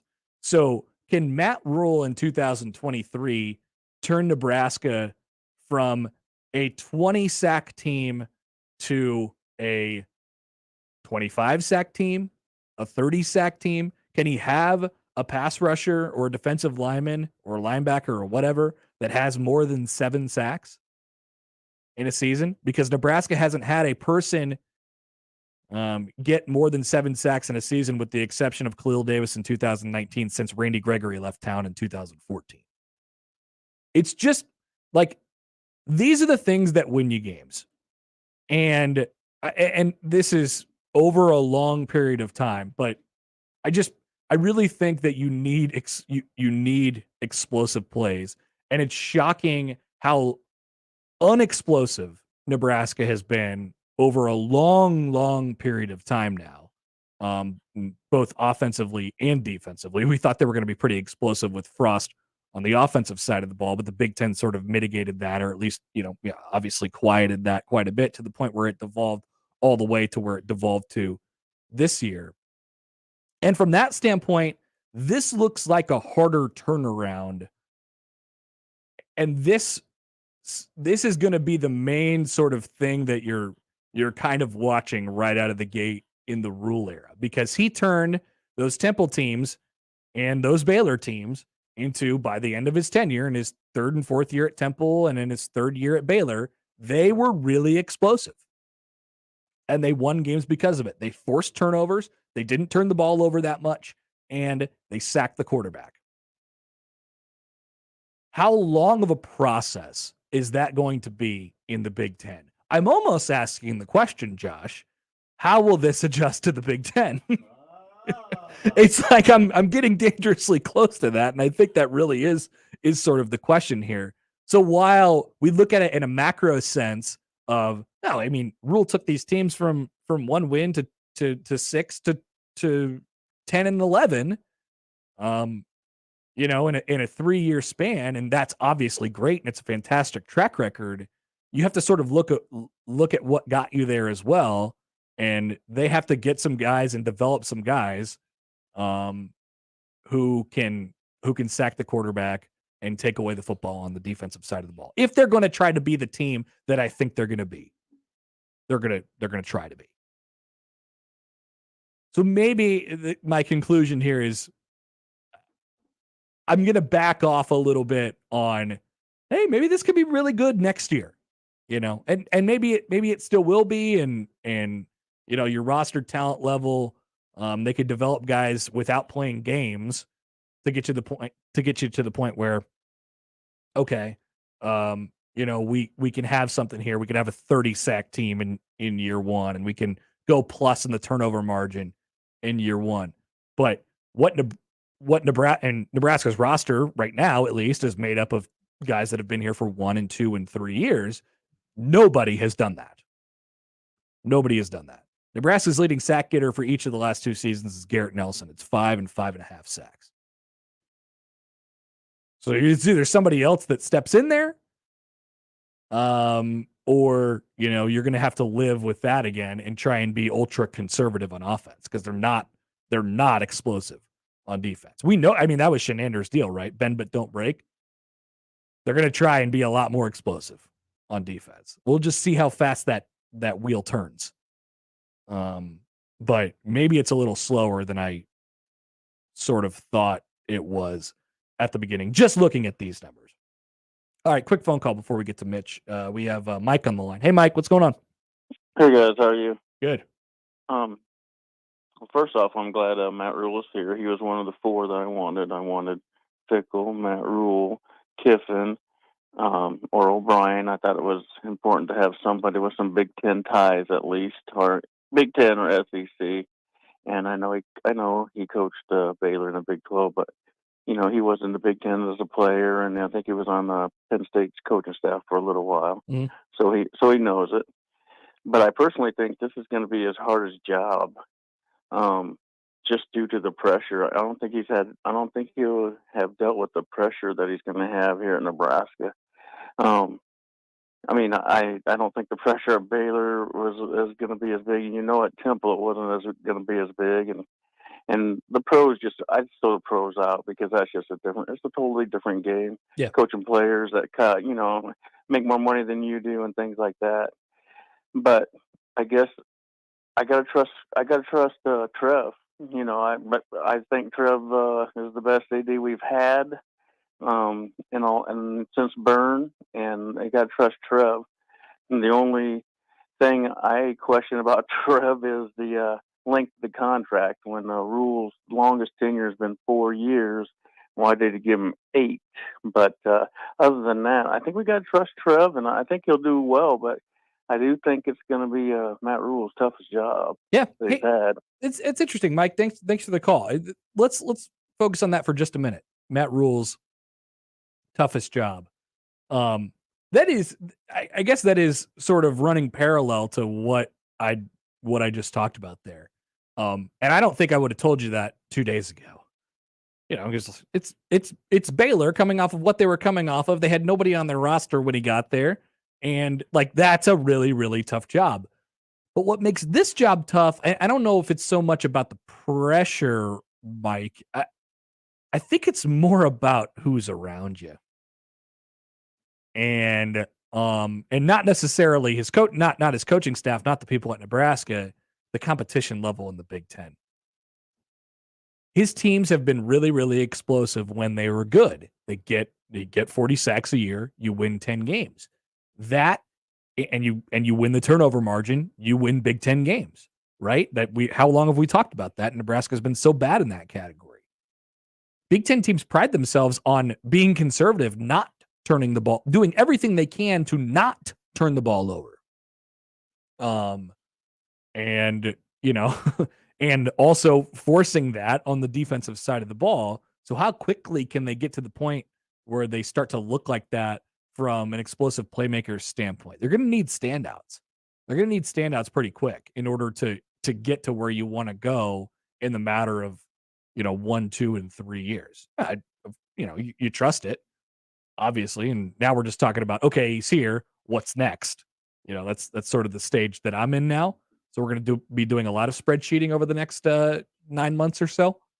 But I don't know. It was the Big Ten part of this is the trickiest the trickiest deal, just because of who's around you and what they do and what they're good at and what they're trying to do, and their book's on you. So you gotta have a good coaching staff to get really good recruits. And you sort of go from there. Will they be able to do it? Yeah, I think so. But maybe it takes a little bit more time than I was anticipating. And I guess I was on the sort of aggressive side of the sort of timeline over the last couple of days. All right, so there's a couple more things from that we can get into as well. But thanks for following. I know it was sort of a lot of numbers and a lot of thoughts that are just sort of coming out right now, but we can get back into that a little bit later in the show. But let's get to Mitch Sherman of The Athletic. That is coming up next here on 1620 The Zone. Hey, start NFL Week 13 off right with a no-sweat same-game parlay from FanDuel, America's #1 sportsbook. Doesn't matter if you're new to FanDuel or if you already have an account, you'll get free bets back if your Thursday night same-game parlay doesn't hit. That's tomorrow night. We got Bills. We got Pats tomorrow. How about this? Josh Allen is like a pick machine. I don't want to fade Josh Allen. If you take him to throw an interception and you take him to throw a touchdown, there's your same game parlay right there. You could throw that all together on the FanDuel Sportsbook, or you could choose from one of the popular ones that's pre-built for you in FanDuel's top-rated sportsbook app. However you want to play, you can bet the NFL on Thursday night with a no-sweat same-game parlay. Just sign up with promo code Happer if you don't already have an account. If you do have FanDuel, good for you. You are ready to go. Just sign in to see what you got. Hopefully use the promo code Happer. Make every moment more with FanDuel, an official sports betting partner of the NFL. 21 and over, present in Iowa. 3+ legs, minimum $1 bet required. Refund issued is not withdrawable. Free bets that expire 7 days after receipt. Max free bet $5. Restrictions apply. See terms at sportsbook.fanduel.com. Gambling problem? Call 1-800-BETS-OFF. Live from the Host Coffee Studio, this is 1620 The Zone. Steve Sipple breaks down the Iowa game and talks about the new coaching changes. Thursday at Holy Ghost Church on 52nd and Q. Doors open at 5, program starts at 7, and it's only $10 for adults and $5 for children. Sponsored by Beer City and Mama's Pizza. Geico presents Daily Affirmations. Repeat after me. We are filled with an abundance of joy. We are filled with an abundance of joy. Also an abundance of questions. Good thing Geico has 24/7 claim service to help answer questions and resolve claims quickly. Good thing Geico has 24/7 claim service. We are also filled with an abundance of biscuits. We are also filled with I don't think it works this way. Oh, and jam. Don't forget jam. To manifest more Geico in your life, go to geico.com. If you're like most Americans, you can see things are out of control. Global problems have local consequences, too many of them. And if the next news headline spins us into chaos, you better be ready. Grocery store supply chains are only as strong as their weakest link. Don't wait for them to break. Today's the day to secure emergency food for everyone in your family. My Patriot Supply is America's largest preparedness company. Our specially packaged and delicious food stays fresh for up to 25 years in storage. It'll be there when you need it. Go to mypatriotsupply.com and pick up several emergency food kits. There are a dozen different sizes that average over 2,000 calories per day. As we all know, calories equals energy equals survival. And as you'd expect from a true preparedness company, our food kits are in stock and ship quickly. Those who know what's coming are preparing today. Go to mypatriotsupply.com. mypatriotsupply.com. The Woodcliff Restaurant in Fremont is just a quick sleigh ride from Omaha at Woodcliff Lake. Get a head start on all your stocking stuffers with gift cards from the Woodcliff Restaurant. Winters at the Woodcliff Restaurant are warm and inviting, like a Santa's workshop, but more fun. Stop fighting traffic, parking, and one-way streets. Slow down and enjoy a fantastic dinner at the lake with family and friends this holiday season. The Woodcliff Restaurant is Santa approved. Check them out at thewoodcliffrestaurant.com or on Facebook for specials and events. The holidays are coming, and what's better than the gift of spending time together? And Tickets for Less and ticketsforless.com is going to help you. You can find tickets to all the best live sporting events, concerts, and holiday shows, and you never pay extra per ticket fees. Plus, you can save even more at ticketsforless.com when you use the promo code THEZONE at checkout for an extra discount on your order. That code again is THEZONE. It's good site-wide at ticketsforless.com, or you can call Tickets for Less at 402-398-1999 and redeem the code over the phone. Secure your tickets and save with Tickets for Less. Hi, this is Doug Nodgard with Equitable Bank. Great service never goes out of style. When the digital age dawned, many said computers would be able to handle many of the interactions that used to take a person. Boy, were they wrong. How many times have you called your bank and gotten a recording to press 1 or 2? Not at Equitable. Not only does Equitable answer your call on the first ring, it's answered by a human being. That's because Equitable Bank values its customers. Equitable Bank, we take banking personally. Member FDIC. Duck Defense Midwest makes your home healthier and improves the life of your HVAC system. So improve the health of your home and everyone in it. Go to cleanairradio.com for a special duct cleaning offer for Zone listeners. That's cleanairradio.com.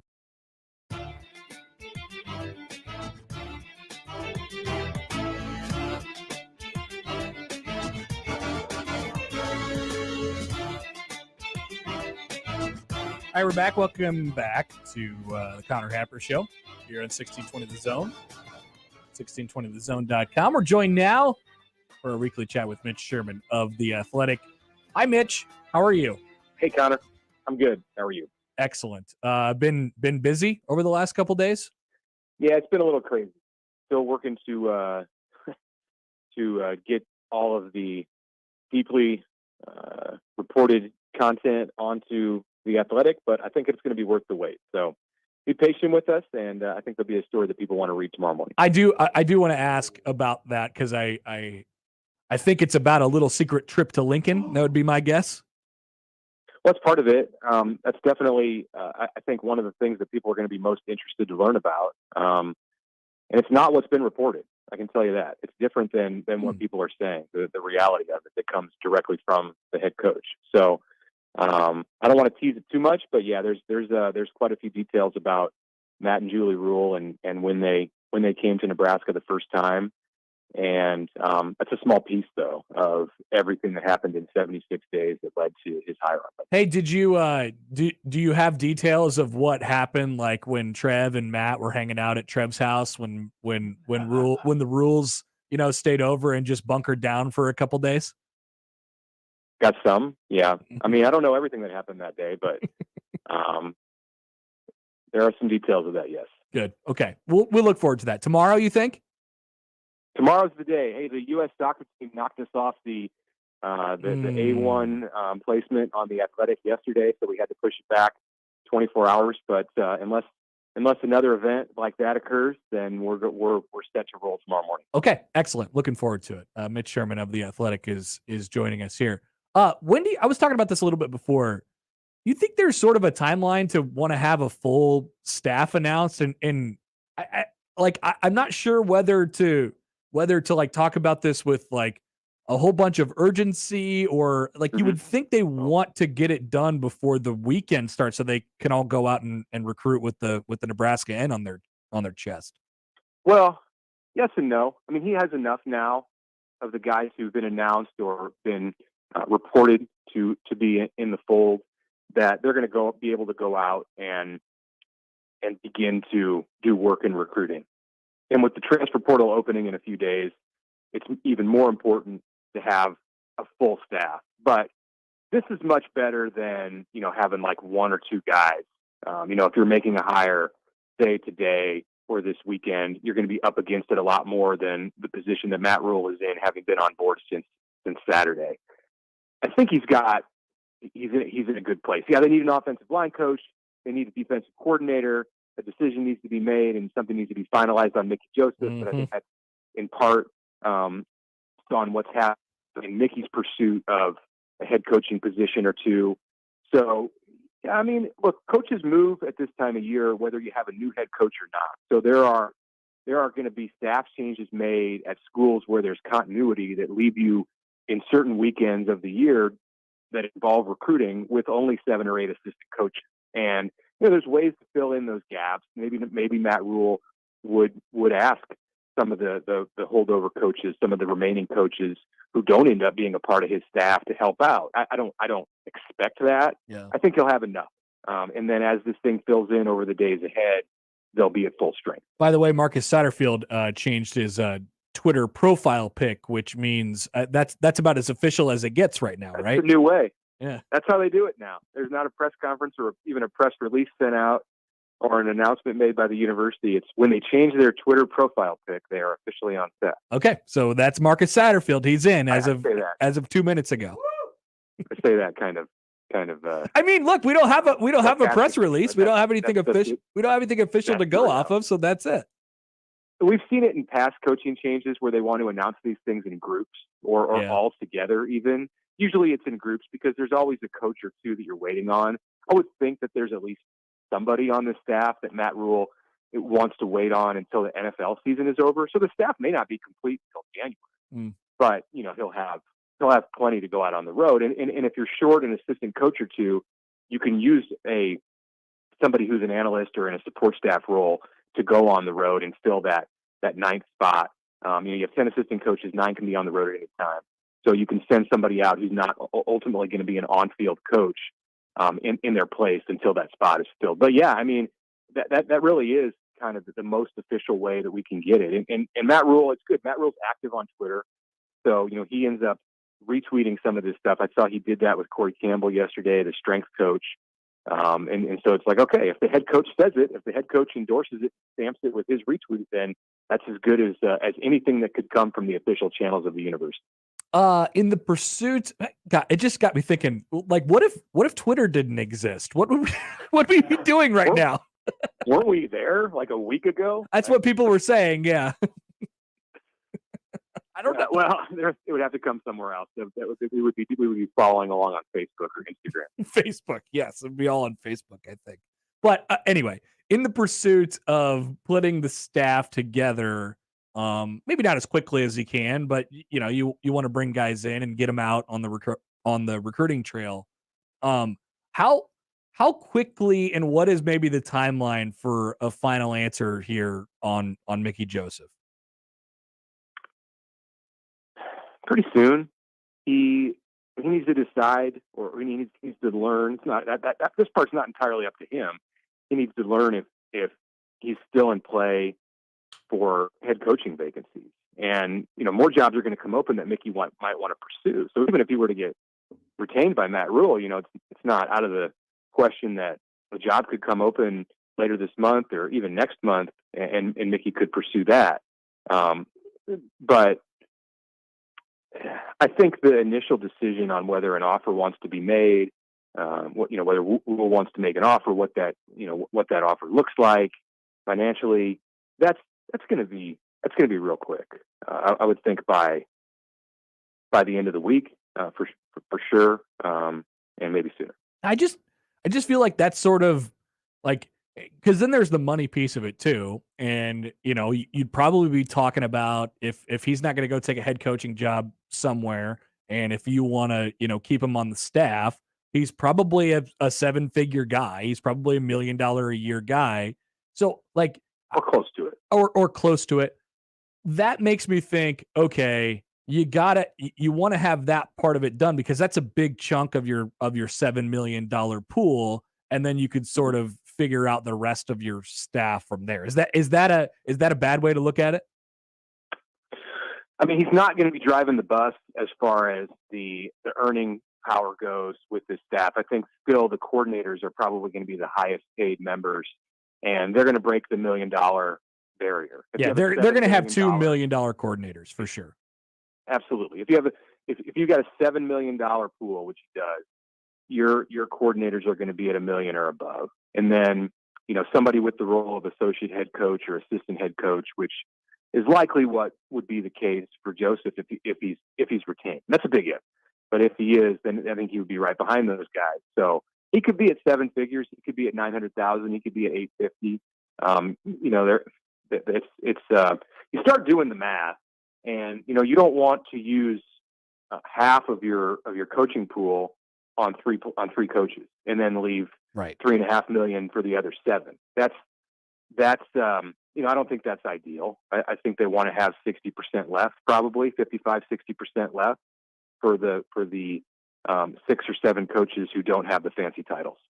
Do we have any like leads? We know who the guys are connected to Rule as far as the defensive coordinator position is concerned, but is there any like thought on that as we stand right now? Well, I mean, I'll say this in begging for forgiveness, in that almost all of my attention has been devoted since the press conference to what's on my computer screen right now. And tomorrow I'll be able to get past that, or maybe later today. But just when I take little breaks and spend some time on staff stuff, obviously I knew before this began, even before Rule was hired, that if he got the job, Elijah Robinson at Texas A&M is a massive target. And he's been up for DC jobs before. He makes $900,000. I believe it's $900,000. That's what Sam Kahn, our techspert, told me the other day in a brief conversation. He's covered Texas A&M for a long time, and other schools in Texas, and knows Robinson. And he like, I think anybody agrees that would be that's what Nebraska wants. If not for DC, then D line, but it might take a DC job to lure him away from College Station monetarily, and then just also in being able to advance in his career. And if he was going to hire Phil Snow, the defensive coordinator who's been with Matt Rule at all 3 of his head coaching stops, that one might be done because Snow was fired with Rule back in October by the Panthers. So, as they go about making these pseudo announcements on Satterfield and Corey Campbell and Barthel, and we haven't had one of those yet, as far as I know, on Jake Peets, but he is reported by ESPN to be the guy coming in to coach quarterbacks or do something with special teams in addition to quarterbacks. It's been quiet on the DC job, which makes me think negotiations with somebody, he's chasing somebody, and it's logical to think that would be Elijah Williams. Yeah, that would be a big one. I think that would send the hype train into like full speed, I think, around here. Mitch, one more before we let you go, and I want to go back to I assume this will be covered in the story, but we're trying to sort of piece together, so they talked about Rule sort of walking away, and he had the moment where he said, "Damn, I didn't think it was going to happen." And Trev talked about it, and there was the third party thing, and it's obviously something with the Panthers, and that sort of held this up. Did you get any more detail? And you can tease it as much as you want because we're going to read the story. But I guess how much more detail did you get on exactly what the speed bump was there? Read the story and play back that question that you just asked me, and you'll get a chuckle tomorrow when it comes out. We definitely have have tried to find out as much as we could on that. And it's more than the buyout. It also involved the length of the contract and the initial, I say offer, but the beginning of the negotiations with Rule. It wasn't 8 years, and it is 8 years as signed. So I think that was a sticking point to some degree. The sense that I got, and and Trev was pretty evasive on this, but the sense that I got from talking to him and to Ted Carter was that the main issue involves the Panthers, and really the only thing that the Panthers were dealing with on this as the third party with Rule and Nebraska as the other two was that buyout. So, it didn't. I don't know of any other involvement that the Panthers could have possibly had. Unless it involved, Rule taking assistant coaches from their staff. I don't think they would go there in the negotiation. So it's the buyout and the length of the contract. Interesting. All right, we look forward. Nebraska ended up covering 70% based on the way the numbers are structured. 28 out of the 40 million is being paid by Nebraska. All right, Mitch. Appreciate it as always. We look forward to the story tomorrow, and hope. I don't think the World Cup will be taking on too much significance at the time, so I think you should be in the clear. Cross your fingers. I hope so. See you, Mitch. Thanks. All right. Thanks, Connor. Mitch Sherman of The Athletic. All right. Look forward to that one. Love the details. Love the nuggets. The little tasty morsels. Pay for the content. It's good stuff. All right, we'll come back with the news next on 1620 The Zone. Hey, you can help a child in need experience the joy of opening a gift this Christmas morning. You can join 1620 The Zone. We're back again, the Stuff the Truck, the benefit toys for tots. This Friday from 10 to 6 and this Saturday from 11 to 4 at the Zone Studio, just off 50th and Dodge in our parking lot. Help those in need this holiday season by donating a new unwrapped toy.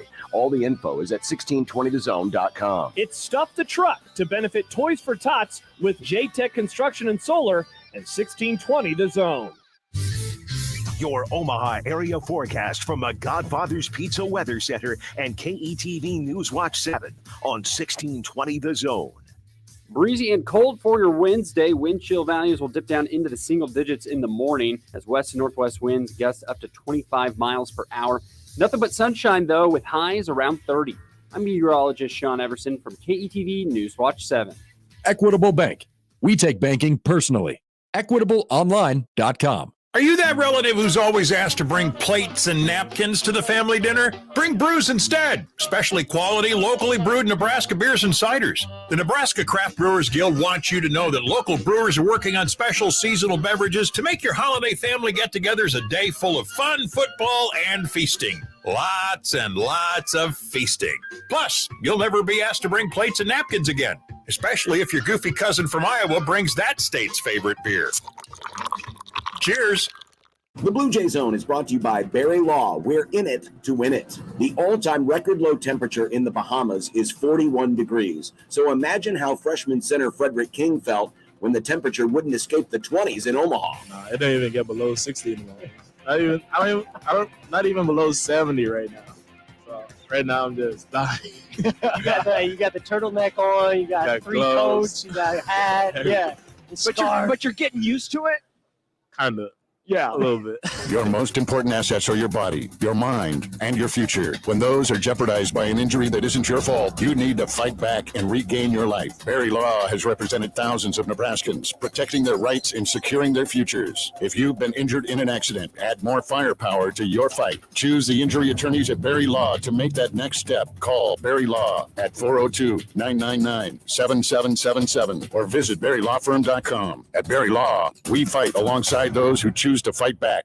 Your Omaha hockey team is back at Baxter Arena after a month away to take on Western Michigan this Friday and Saturday. Pre-game is at 6:30 Friday night. Puck drops at 7:07. It's UNO versus Western Michigan this weekend on your new home for Maverick Hockey. News Talk 1290 Coil. Sure, we have 30 seconds to tell you that drivers who switch to Progressive could save big. But then what? Well, radio has been called theater of the mind, so let's tell a story with sound effects.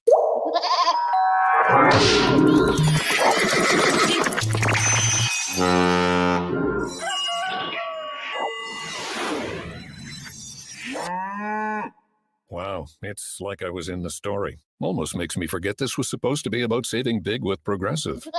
Progressive Casualty Insurance Company and Affiliates. Hey everybody, it's Michael Zuber for Ted and Wally's. One of the things that Ted and Wally's does is that go along with the seasons, whether it's the summer or it's the spring or it's the fall, and of course, the winter and holidays, and the holiday flavors are amazing. Let me suggest a couple of them for you.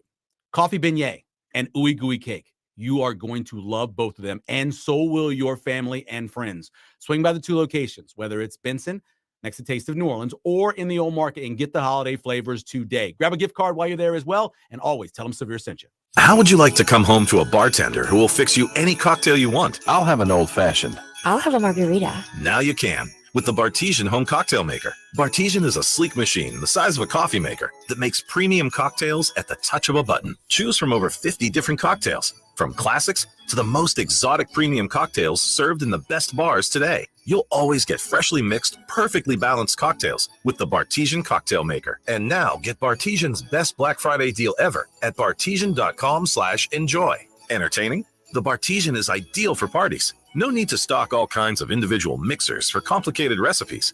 Every guest gets the cocktail of their choice in seconds. The Bartesian makes a wonderful gift for anyone who loves a fine premium cocktail. Now get Bartesian's best Black Friday deal ever. It's available right now, only at bartesian.com/enjoy. That's BARTESIAN.com/enjoy for Bartesian's best deal ever. Only at bartesian.com/enjoy. T-Mobile says they offer home internet, but if their internet comes from a cell phone network, you should know. It's just phone internet, not home internet. Keep your home up to speed with Cox. Cox internet is faster and has more reliable download speeds than T-Mobile 5G home internet. Cox is the real home internet you're looking for. Based on Cox analysis of Ookla speed test intelligence data Q3 2022 and Cox serviceable areas, visit cox.com/internet for details. Dust. It's in the living room, the bedroom, and the bathroom. It's also in your lungs. Let's fix that, shall we? Duck Defense Midwest offers a comprehensive system that cleans, disinfects, filters, and purifies the air. They'll make your home healthier and improve the life of your HVAC system. So improve the health of your home and everyone in it. Go to cleanairradio.com right now for a special air duct cleaning offer for Zone listeners. cleanairradio.com. And now we've reached the point in the show where Josh Odson reads the peculiar, the bizarre, the comical, the odd news with Odd Son. Odd news, Odd Son. See what we did there? The odd news with Oddson. A nice job by the fake news media that voted Trey Palmer second team All Big Ten.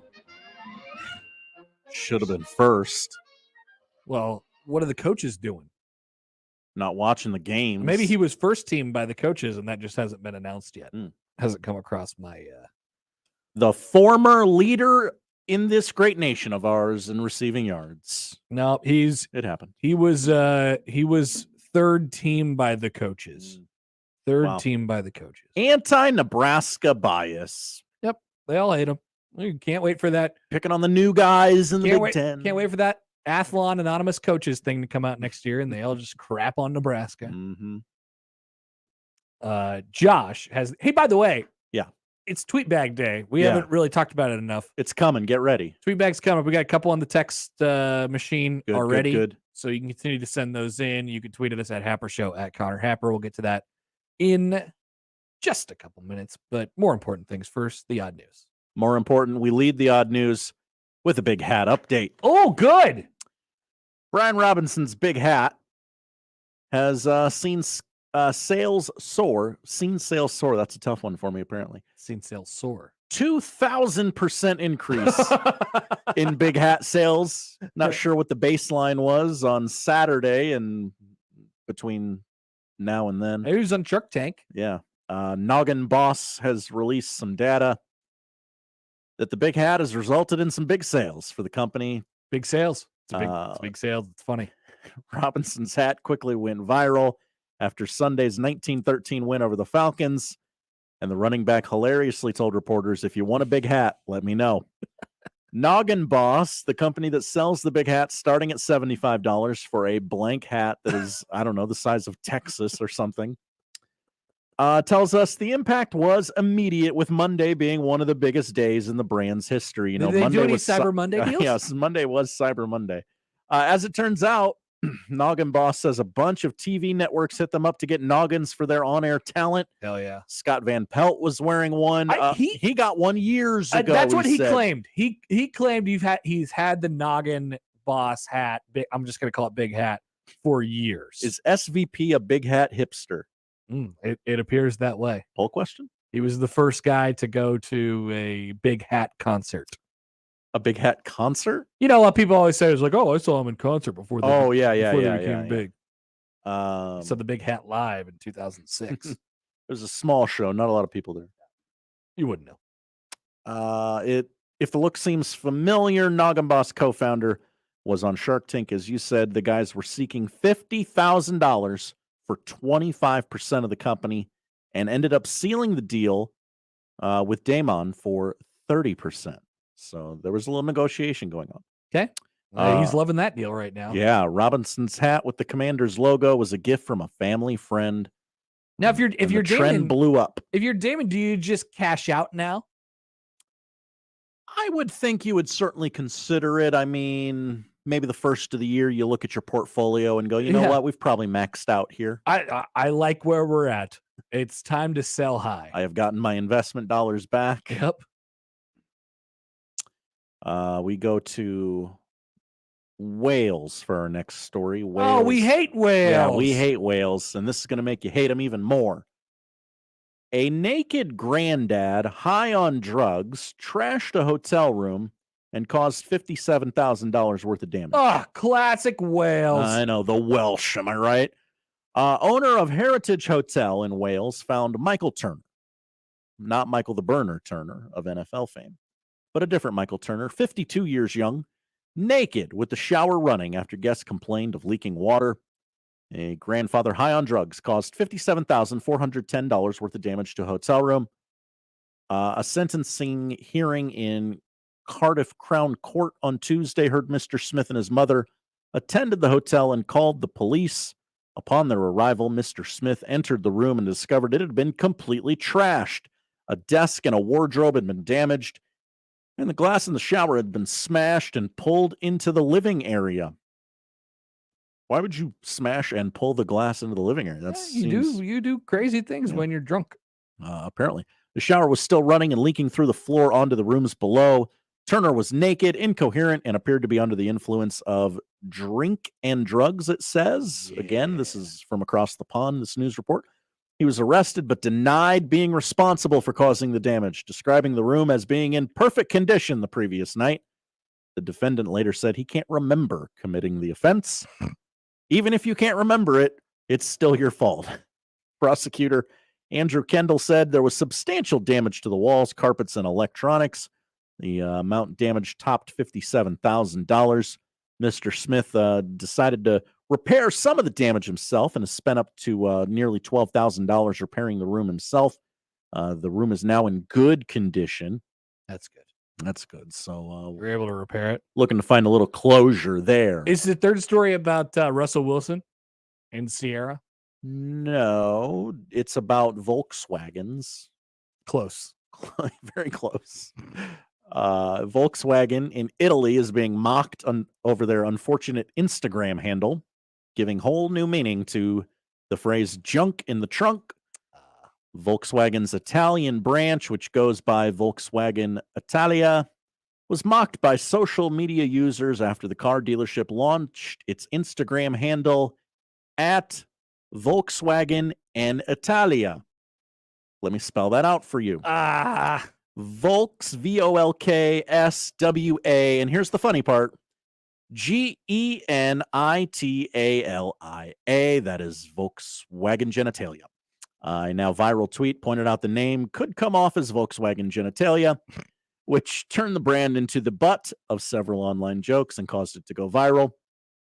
Oh, man. One tweet that was shared over 250,000 times said, Volkswagen Italy, please never change your Instagram handle. Yeah, I think you got to steer into it. Yeah, I think so a little bit. You're Italy. It's all about sex anyway, right? Just don't start posting genitalia on there, but just No, it's Instagram. You got to keep it somewhat. Yeah, you make jokes about it. Yeah, absolutely. Social media manager in Milan. Because some of you are 12 years old, some social media manager in Milan or Naples got woken up in the middle of the night to have to change the handle. Come on. Slammed one user. No. So what? It's your job. It's yeah. It's your job. You wake up in the middle of the night sometimes for your job. You're the social media manager. Your account has gone viral. Yep. You've done your job. Time to wake up. None of the cars blew up. Nobody died. Because of you bullied this guy into waking up at 3 a.m. Who cares? No. Have one of those teeny cups of espresso. He'll be fine. Yeah, it's going to be all right. You got a Russell Wilson story? I love a Russell Wilson story. Yeah, so the post that Sierra did for his birthday, she did, so I'm just reading the TMZ story. Wearing a skin-tight leather mini dress, the Level Up singer took to TikTok to show her love for her NFL player Boo, dancing around to a birthday song while blowing him a kiss. She later hit Instagram to tell the Denver Broncos quarterback just how much she loved him on his Big Tuesday. And then there was basically the backlash to it, which was, I don't see any of his teammates celebrating his birthday, which is really funny. Which led to a tweet from Mike Cleese, who covers the Broncos in Denver. There's been some gossip about Russell Wilson standing in the locker room. Here's some context. Per source, Wilson's wife Sierra threw him a birthday party last night, and it, quote, looked like about half the team was there on a player's off day. Why do people have to be so hurtful? Russell Wilson leaked the news that a bunch of people were at his birthday party. A lot of people there. Yeah. You see he was at my birthday party? A lot of people were there. A lot of teammates. A lot of talk about me, whatever, but a lot of people were at my birthday party. So it's not about me. It's about the team. You tell me how well liked I am. Intelligent, beautiful, loving, caring, thoughtful, consistent, special, anointed, rare, a legend, a winner, everything that is you. That's Russ. I love you so much, birthday boy. Today a king was born. I love you so much. I'm so proud to celebrate you today and every day. That is Sierra on Twitter. Thank you, Sierra. To Danger Russ Wilson. We will take a break. Thank you, Josh. That is the odd news. The tweet bag is coming up next. Get in your tweets at Happer Show, at Connor Happer. You can email Connor at 1620thezone.com or Josh O at 1620thezone.com. The Equitable Bank inbox. You can text 951-1620. Tweet bag up next on 1620 The Zone. 1620 The Zone's four-quarter pick'em returns. It's your chance to win $1,620. All you have to do is correctly pick 4 college or NFL games against the spread. Listen to qualify every weekday or enter online at 1620thezone.com. One lucky listener will be selected each week to make their picks live on air. Awesome. Go to 1620thezone.com for complete rules and contest details. It's four-quarter pick'em with 1620 The Zone. At EasyCater, food for work is our thing. Maybe that's why we get orders from 93% of Fortune 500 companies. So what's up with the other 7%? Food is late again. You should have ordered through EasyCater. Professionally delivered right on time. EasyCater, huh? Have a pen? No, I don't have a pen. Does anyone have a pen? Nah, I'll remember. Why don't all companies order through EasyCater? Who knows? Order 24/7 from over 95,000 restaurants on EasyCater.com. EasyCater, food for work. That's our thing. SimpliSafe was named the best home security of 2022 by U.S. News & World Report. But we don't do what we do for the accolades. We do it to protect you and everything you love. Our advanced sensors and HD cameras are powered by 24/7 professional monitoring for fast emergency dispatch. Visit simplysafe.com/holiday to get 40% off any new system today. Advanced home security, 24/7 professional monitoring for less than $1 a day. There's no safe like SimpliSafe.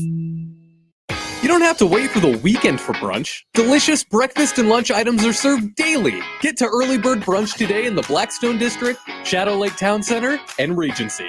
Early Bird, not your everyday brunch, every day. Early Bird offers a variety of fun pancakes, eggs, Benedicts, omelets, and beverages, including a full breakfast cocktail menu. Dine-in or carry-out is available. For more menu info, go to earlybirdbrunch.com. Early Bird Brunch, where the early bird gets the pancake. Craftsman Days at Lowe's are going on now. Get limited time savings across the store like $100 off a V20 6-tool combo kit. Plus, enter the Craftsman Days Ultimate Garage Sweepstakes for a chance to win Craftsman products valued at over $10,000. Learn more at Lowe's.com/Ultimate Garage. Offer valid through 12/31 while supplies last. No purchase necessary. Ends 12/31. Residents of 50 USDC, 18 or older, and age of majority, and have a Lowe's.com account. Void where prohibited. See rules at Lowe's.com/Ultimate Garage for entry instructions, odd prices, etc. Sponsor Lowe's. Prescription products require an online consultation with a healthcare provider who will determine if a prescription is appropriate. Restrictions apply. See website for full details and important safety information. Subscription required. Hey guys, did you know there's a generic form of Viagra that works just the same but is 90% cheaper? And you can get it online? Just go to 4hims.com/radio. At Hims, you'll get a free medical consultation, discreet shipping if prescribed, a 100% online process, and trusted generic alternatives to the biggest brands at 90% off. That's right, get generic for Viagra, the same active ingredient as brand name Viagra, but 90% cheaper. It's the same medication you get from your doctor, but with zero copay, no expensive appointments, and no awkward face-to-face conversations. To start your free online visit, you need to go to this exclusive address, 4hims.com/radio. That's 4hims.com/radio for your free online visit. FORHIMS.com/RADIO. Listen to Woodhouse Auto Family Blue Jay Overtime, the Creighton men's basketball postgame show on 1620 The Zone. Live from DJ's Dugout downtown. It's right after every home game, presented by Barry Law. Exclusively on your home for the Creighton Blue Jays. 1620 The Zone.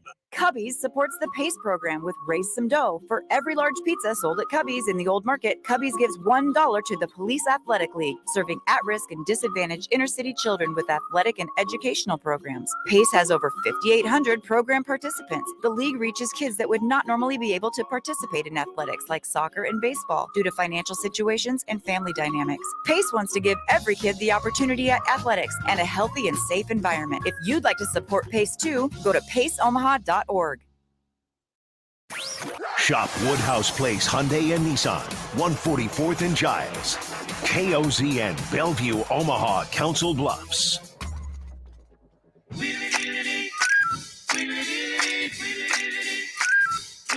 This is the Tweet Bag.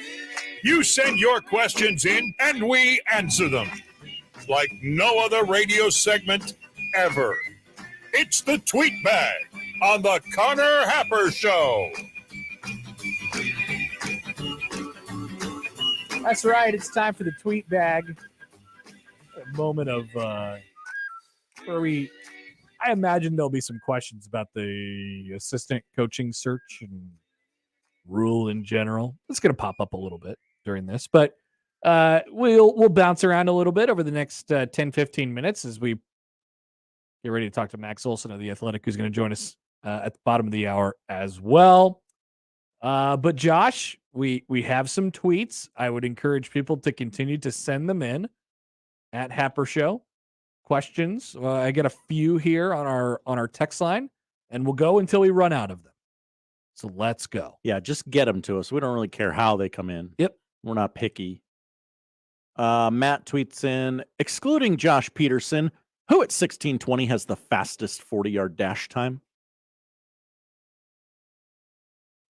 So we're talking about a race between you and me, you, Gary. Let's throw Ravi in here. Ravi, he's always on the Jimmy, air.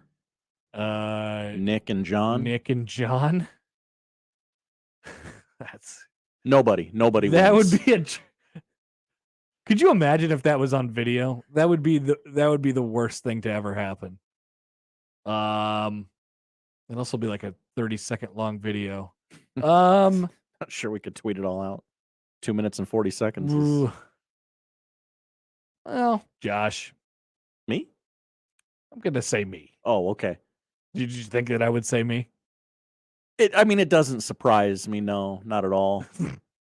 What do you but think? I also think it's the correct I was going to say, answer. what do you think about the actual content of the answer? The two youngest are you and Nick, right? Yes. Ravi's older than the two of you, right? Nick seems like seems like almost sneaky athletic.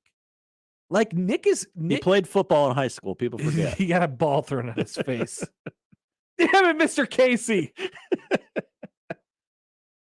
I don't know. Nick seems like he could be a sneaky athlete. I think he could put it together for a 40-yard dash. I don't know how about much longer than that, how coordinated he would be in such a thing. Ravi is probably like more explosive than all of us, but I don't know that like you got to have at least some level of endurance to run 40 yards. He might be winning after 15 or something. Right. He'll have the highest 10-yard split. The best 10-yard split. Look at you. Using the track terms in a non-Olympic year. I'm gonna actually say with confidence me. Ooh. With confidence me. Okay. I've never seen John move. Mm-hmm. I'd love to do the Connor's being irrationally confident thing, but I think you'd be the betting favorite. I think I would be the bet. Yeah, I mean, now that we got Damon out of the picture. Yeah. You're going to win a lot of the athletic contests That's right. here at 16. I think I'd be the best basketball player. You're not the tallest. No. But man, can that boy shoot it. Too many times during a pickup game. Like he can shoot it. I mean, Ravi, has a basketball background as well.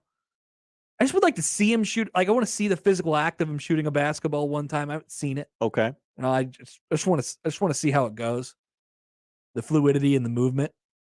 Ravi's like got huge arms. A lot of times those guys aren't very fluid in their movements. Typically big arms means bad basketball shot. I don't know why, but it just does. I think I'm the winner in a lot of athletic competitions. Clearly, if we were going to play a baseball event of some kind, that would be you. Yes. With your baseball background. Yes. And a lot of these, the top competition is probably Ravi. Yeah. We're going by age here, basically. You think Josh is for sure faster than us, than all of us? I mean, he runs marathons, not 40s. Exactly. Like he doesn't have a very high split time. Yeah. We can throw him in the race. I think that he'd probably be the favorite if just because he's in the best shape. Yeah. But I don't know. Okay.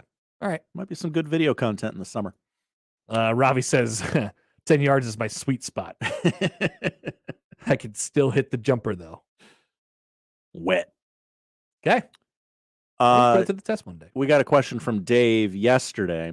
Oh, good. Good. Pre-tweet bag. Yeah, getting question. In honor of Christian Pulisic giving up his jewels for his country. God bless him. What would you give up for your country? To score a goal in the World Cup? I think just in general. For what do you mean for my country? I don't know. Well, he gave like up for my country to not like blow into smithereens to see success. I think we are very successful already. I don't need to give anything up for that. Oh, okay. Aren't we great? I think we're number one. We're the best. Hot take, America, number one. Yeah. Love so it. You're gonna have to give me like a specific thing. Okay, then let's do an athletic competition. Let's stick to sports here. No, but like for the country. What do you mean for the country? Like, he gave his abdomen for America. Yeah, but he really gave his abdomen to score a goal. And he scored a goal in the World Cup. Advance America. But you can't just say like, oh, this is for you're doing this for America. You're gonna have to be more specific, and then I can make a decision. Like, what if somebody was like, Happer, if you don't chop your right arm off, we are stealing the French are coming back and they're taking the Statue of Liberty back. Would I do that? Are we that attached to the Statue of Liberty? You gotta be specific. You gotta be okay. To score a goal in the World Cup. I think we've seen the Statue of Liberty, by the way. The French can have it back. You think that you would be okay with the French just coming in the middle of the night and taking their statue back? Only on the principle of it's ours, and I don't want any other nation taking our stuff. What if somebody stole it? Like a national treasure style caper? Yeah. Middle of the night. Then I guess I'd be like, oh, we got to rally a team together and get it back. They loaded it up on a boat, and the only way for you to stop it for, like Canada wants it really bad. Yeah. Canada comes in. I guess I'd want it back. So would you chop off your right arm to have that not happen? No. I'd keep both my arms. I don't think I would either. Poll question? But I don't know how you would even phrase that. But to score that specific goal in the World Cup to advance to the knockout stage, yeah, I'd give away. I would sacrifice my balls. Oh, I believe it was an abdomen injury. Because they got knocked up into his abdomen. Right. Did you see the video of him like looking like a child who just got out of the hospital when the team came back to the? He looked like the only thing missing was a lollipop from his mouth. Like, how you doing, little buddy? You okay? I got a Mickey Mouse Band-Aid. Yeah. And they let me eat popsicles for dinner. All right, next. Ethan asks, what is the best cut of beef / favorite way to eat beef? I have no idea. I don't know. I don't know what the cuts are. I like all the steaks. I can't tell the difference between them all, any of them. No bad steaks. I like barbecue brisket. I've been into the flank steak lately. I can't tell you what's the best or not. I like prime rib. Prime rib is great. I find filet mignon overrated. How about a ribeye? How about a New York strip? Love a ribeye. Love a New York strip. How about a sirloin? Do you know the difference between any of them? I don't. I know the names. I know the names too. I can name off the names. I've seen many a cow map. How about a brisket? Is a brisket and a flank steak the same thing? They look the same. Are they? Probably not. Somebody's going to yell at me on Twitter right after this. Come on, you city slicker. I like a barbecue brisket. That's a great way to eat a beef. Sure. I like a hamburger. I like a roast beef. Yeah, nobody's going to tell you that the good old ground beef is like the best thing ever, but I love a hamburger. Sure. Absolutely. We weren't much help there, Ethan. We apologize. You're more of a man than us. Yeah, it's not my category. I've just learned to stay away. Or I'm inclusive when it comes to beef. Like, sure. You want to put it on a skewer, you want to put it in between two pieces of bread. Yeah, whichever vehicle you want to use to deliver it to my mouth. That's fine by me. Yeah. Asian Joe tweets in, rather offensive tweet here. Was Connor born with bad takes, or is it just the skill that developed when he began a radio career? Okay, so feels like there's some history here. Weirdly, here I actually have a thought on this. So, Josh, we know each other like outside of this. I am not like a terribly talkative person. I'm You're really not. I'm pretty quiet. Like, I don't know. But I started doing a radio show, and then I think I unveiled a part of my brain that I didn't really know existed. Like, all these thoughts, like my main concern when I got into radio was, am I going to be able to do it from the perspective of, not from like a mechanic's perspective or whatever, but from like, do I have enough to say? A lot of people don't understand. It is a skill to blabber aimlessly for 4 consecutive hours. And it's something that I never thought I would be able to do. You can't just do it from 10 to 2. When you go home and you watch something on TV, immediate reaction. You can have a random thought that pops in there. And you have to share it. It's something that I never really thought that I would be able to do. And I don't know that I do it particularly well, but I definitely definitely didn't think that I'd be able to do it well. So I think it's something that I found when I started doing radio, to answer Asian Joe's question. Okay. I don't know what this means from Jacob, our friend Jacob Padilla. Mm-hmm. Can confirm that Ravi has a strap. It's got to be a reference to the jump shot. Yeah. I'm not with it. Not in on that. Yeah. We get some texts here, or we can get to this one. I got one tweet that I want to get to here. Go ahead. From Phil. Yeah. Who sends this another tweet from us? This is from my good buddy Brett Kane, who was really the maybe part of the inspiration for poll questions. Oh. Yeah, he doesn't do them as much anymore, but when he throws in a poll question, it really makes you think. Here's one from his show this morning in Denver. If you walked in on your wife making out with the actual Santa Claus, I don't know why we differentiate actual, would you be okay with it? I thought about this a lot. I parked my car in the parking lot, and I was listening to Scott Shanley talk, And then I got out my phone and I scrolled through Twitter and I saw this tweet from my friend Brett Kane. And just a lot of, I just don't know that would be the first thing on my mind. I don't know that I would be like, honey, stop making out with Santa Claus. Like, don't do that anymore. And then I thought, like, okay, like, is Santa her hall pass? Like, is this something that she's always dreamed? Like, it would take me a long time to get to that point.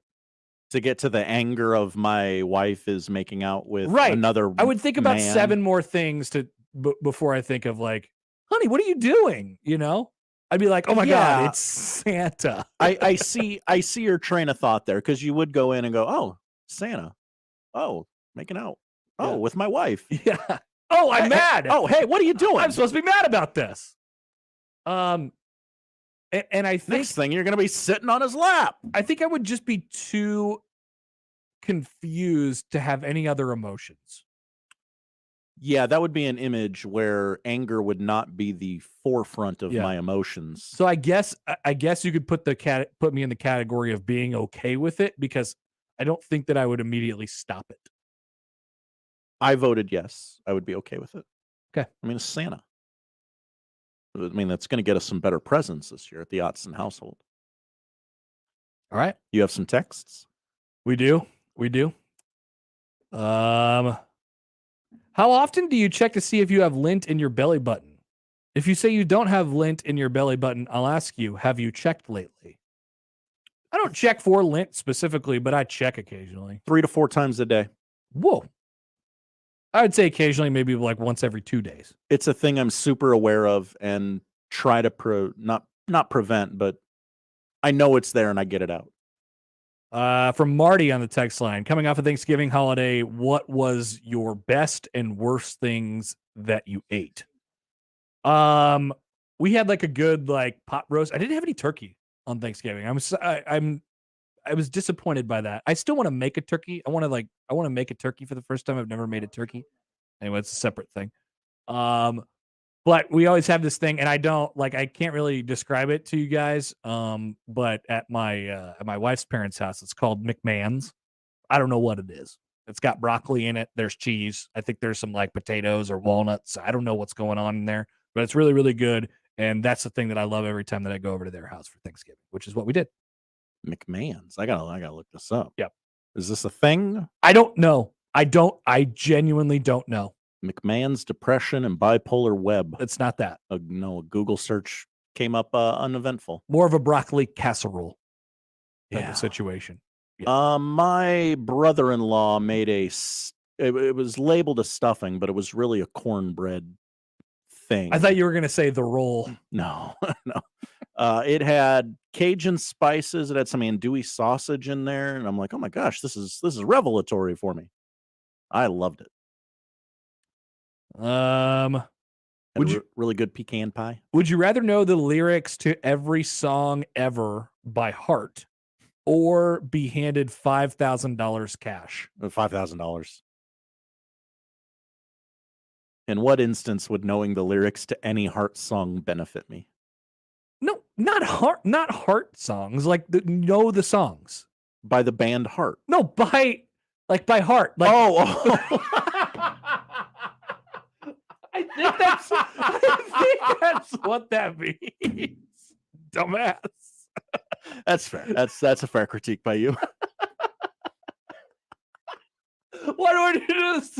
Songs by heart. It's like, why would you ask that? Give me the cash. Every song ever, not just the ones by heart. In my head, like a computer. Not my best moment, or maybe my best moment. I'm not sure. It's a skill that I have. I don't know every song, but that I do like to whip out occasionally. Like, hey, I know this song. I know the words to this song, and it's really fun. $5,000. It's not that much. It helps, but if it's a skill you already have, the money might be more interesting to you. I don't know that I know like 10% of every song ever. You know what I mean? Sure. It's like accessing a whole new part of your brain. I guess give me the $5,000 because I'm okay with what I got now. Yeah, you're comfortable. Would you rather get stuck at a red light every time for the rest of your life or become a loaf of bread for 24 hours once a year? You know what? Give me the bread. I'll be bread for a day. No, there's no way I could handle it's infuriating hitting every red light. You know how many lights there are? Yeah. If you lived in Lincoln, you would be a loaf of bread for 2 days. There's lights every 5 steps in that town. Yeah, I'd be a loaf of bread for a day. I would be a loaf of bread. I would. Now, if somebody eats that loaf of bread, do I die? No, I just think you go through the experience, and then after the day, you turn back into yourself. Clock hits a little Cinderella situation. Clock turns midnight. That's the way that I choose to interpret it. Yes. A lot of people with me on this heart thing, by the way. Rob, maybe I interpreted it wrong. I'm so happy producer Josh and I were on the same page with the heart poll question. Nick says, Josh asked Connor how he intends on making a turkey. I want to make it. I want to smoke a turkey or cook a turkey or whatever it is. I've still never done that. Prepare one. I'm 30 years old. I've never prepared a turkey. I want to dunk one in the fryer. Yeah. And not have your house burned down. Yeah. That sounds fun too. Seeing it on the news for that 1 week every year makes me want to do it. This is kind of good, and then we'll take a break. Tony, I don't think we can get to you in the 1 o'clock hour if you want to give us a call back. But Matt says, "Where's the weirdest place someone has said something to you about the Huskers?" Great question for you. I'm curious what your answer is on this. I don't know. It's got to be like a funeral or something like that. Oh yeah, it's got to be bathroom. My guess would have been bathroom. Sure, bathroom. Yeah, I guess people have come up to me and said, "What do you think about the Huskers?" At weird places. Yeah, weird events. Doctor's office. Yep. How about like other geographical places? Like, I don't know, somewhere in Washington or something like that. Like pretty much any place that I've been. If people know that you're from Nebraska, you're getting asked about the Huskers. Yeah, we've traveled with Iowa Western, and we'll be on road games, and the staff work in the stadiums go, where are you guys from? We tell them Omaha because people know Omaha, and they go, "Oh, Huskers not looking good." I'm like, yeah, we know. Chris has a follow up to the Statue of Liberty. I don't know why I sacrificed the Statue of Liberty, but it says on the Equitable Bank inbox, if the only way to save the Statue of Liberty was for me to play soccer and get kicked in the you-know-whats, yeah, okay. If I have to lose an arm, see you later, Lady Liberty. Yeah, that's exactly where I'm at. Okay. Good stuff today. Good bag. Good stuff.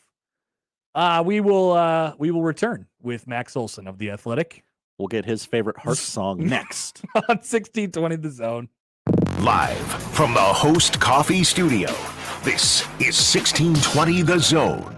At Dingman's Collision Center, you voted them first place in Best in Omaha for the past 17 years. So they want to say thank you for choosing the Dingman family and their incredible technicians to repair your vehicles. At Dingman's, they'd rather be the best than apologize for anything less. Email unsportsmanlike conduct on the Equitable Bank Zone inbox with whatever is on your mind, from your hot takes to what you think is one. The Zone inbox is brought to you by Equitable Bank. We take banking personally. We want to hear from you on the Equitable Bank Zone inbox. There isn't a better time to save than right now at all 42-degree locations during our annual Black Friday sale. With savings up to 50%, the most knowledgeable and friendly staff. What are you waiting for? Save on Kratom, CBD, pipes, vaporizers, candles, Delta, and a whole lot more. Are you looking for certified premium e-juice or a premium disposable? Then come to the Source 42 degrees and save up to 50% during our annual Black Friday sale. By your mom's house. Warning, this product contains nicotine. Nicotine is an addictive chemical. Creighton Sports Update. Creighton basketball is here, and this is a season you won't want to miss. Affordable tickets for the whole family start as low as $10. Get your tickets online at gocreighton.com/tickets and cheer on your Blue Jays all season long. That's gocreighton.com/tickets. And that's your Creighton Sports Update. 1620 The Zone proudly supports Creighton Athletics. Okay, can I have everybody's attention for just a Morgan's second? media planning firm just landed a multi-million-dollar client. Because we won the pitch. She needs to staff up before trafficking hits a traffic jam. So we're going to need research, planning, buying, obviously, and probably data analytics. Indeed can help her hire great people fast. I need Indeed. Indeed you do. We instantly connect you with quality candidates whose resumes on Indeed match your job description. Visit Indeed.com/credit and get $75 towards your first sponsored job. Terms and conditions apply. Holiday shopping? Back by popular demand, stop by Cops at 72nd and Jones, Shadow Lake Town Center, or 180th and Center to grab a bite and buy a gift card. Cops gift cards are sure to please. Cops makes delicious pizza, fresh salad, and tasty charred wings with a variety of homemade sauces. They even offer keto crusts. Dine in, carry out, or delivery. Cops, now with 3 convenient locations to serve you. 72nd and Jones, the Shadow Lake Town Center, 180th and Center, or click copspizza.com. Finding great candidates to hire can be like, well, trying to find a needle in a haystack. Sure, you can post your job to some job board, but then all you can do is hope the right person comes along, which is why you should try ZipRecruiter for free at ziprecruiter.com/radio. ZipRecruiter doesn't depend on candidates finding you. It finds them for you. Its powerful technology identifies people with the right experience and actively invites them to apply to your job. You get qualified candidates fast. So while other companies might deliver a lot of hay, ZipRecruiter finds you what you're looking for. The needle in the haystack. See why 4 out of 5 employers who post a job in ZipRecruiter get a quality candidate within the first day. ZipRecruiter, the smartest way to hire. And right now, you can try ZipRecruiter for free. That's right, free at ziprecruiter.com/radio. That's ziprecruiter.com/radio. ziprecruiter.com/radio. Thursday night, the Jays go on the road for a top 10 battle against Texas. Pre-game coverage begins at 5:30. Tip-off is at 6. The Creighton Blue Jays are on 1620 The Zone and 1019 The Keg.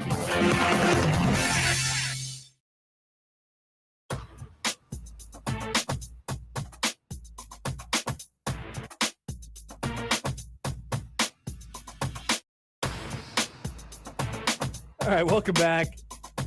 More of the Connor Happer Show here on 1620 The Zone and 1620thezone.com. We welcome in Max Olson of The Athletic, who I believe will be contributing to this the aforementioned athletic story that Mitch talked about a little bit before, sort of going through how Matt Rule ended up at Nebraska. Hello, Max. How are you? I'm good. Thanks for having me on a day early. Good to be with you. Yeah, for sure. So was it last week where we talked to you and the main point of the conversation was basically about Matt Rule, or was that 2 weeks ago now? I think it was probably mid-November, right? Probably 2 weeks ago. Okay. All right. When we all kind of thought this was really close. Yeah. So that's we'll look forward to the details and the story tomorrow, or at least as close as we can get to nailing that thing down. But I guess, we talked about it at the time, but your sort of first impressions of the hire and the situation, here better than most in the national media. And then, the situation, with Rule better than most of the national media too. So you're a perfect guy for this. I guess, what do you think of the fit and just sort of your initial impressions of the hire itself? Yeah, I think that I think this is the right kind of guy for Nebraska. I really do. I think that the track record, you can see why Trev Alberts would fall in love with this guy based on what he did at Temple and at Baylor. I think there's obviously differences in what he experienced at Baylor, but that was also a roster that was in pretty rough shape for different reasons. And he had to come in there, and they obviously didn't win right away, but they brought really good talent in there and they developed them. And when those guys got older, they were ready to play for conference championship. And I think that there's some parallels there in terms of what he's walking into it in Nebraska. Obviously, he has to adapt to this job the way he had to adapt to being in Waco, Texas. But I think that Matt Rule is like I think he's coming back pretty refreshed by this. I don't think he seems like I think he's going to be able to put the Panthers experience behind him and get back to doing what he loves. And I think you can see since he accepted this job, while he may have been kind of like on the fence about what to do, a few weeks ago, I think once he picked this job, you're seeing a guy that's all in on this and is really excited to roll up his sleeves and get to work on this. And obviously there's a lot to do here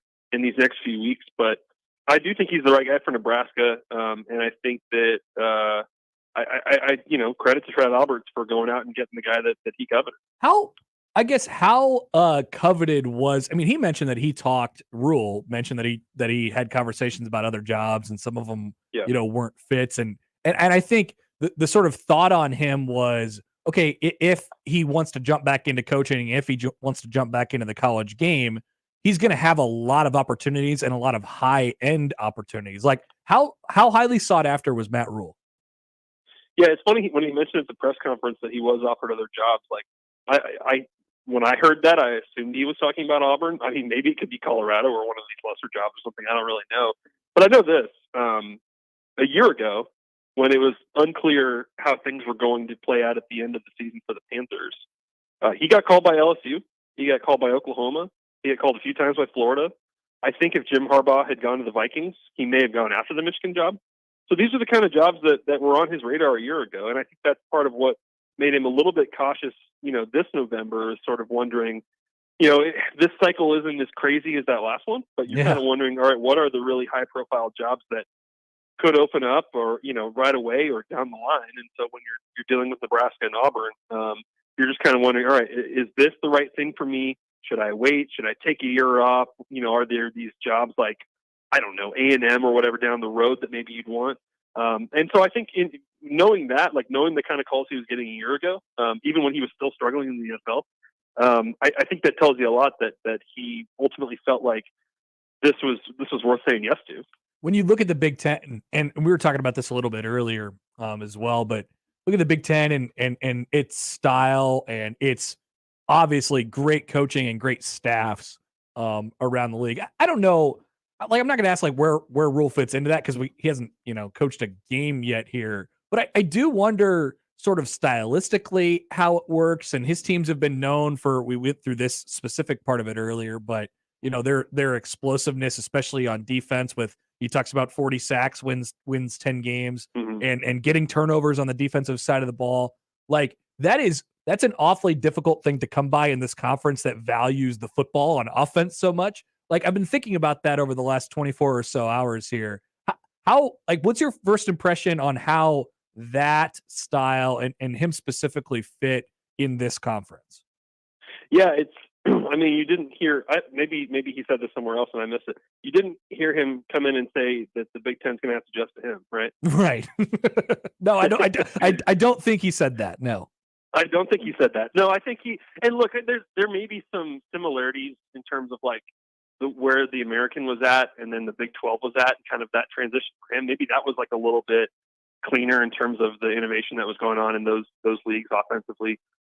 So I do think there is probably an adjustment. You can't just assume that the exact things you did in the Big 12 are totally the same in the Big 10. And I think the Frost era kind of tells you that a little bit, right? But like, I think that it starts, obviously it's cliche to say, but like it is just going to start up front, and it's going to start with getting that offensive line right and getting depth on the D line and just getting the numbers right. Like, I think that's where you have to just literally start with this is how do we, I think he absolutely trusts the people in his strength program to develop this roster over the next few years, but certainly you've got to start with the raw materials. And just, I know that was kind of one of his hesitations with this job because he'd not been in the Midwest. It's just like, can I get players there? Can I get recruits there? Can we, and the NIL stuff and all that. But you have to kind of figure out, like everybody else has in this Nebraska job, where do you find the talent? And I think that's going to be really important. But I think the style of play, I think people will be pretty comfortable with it. I think they are pretty good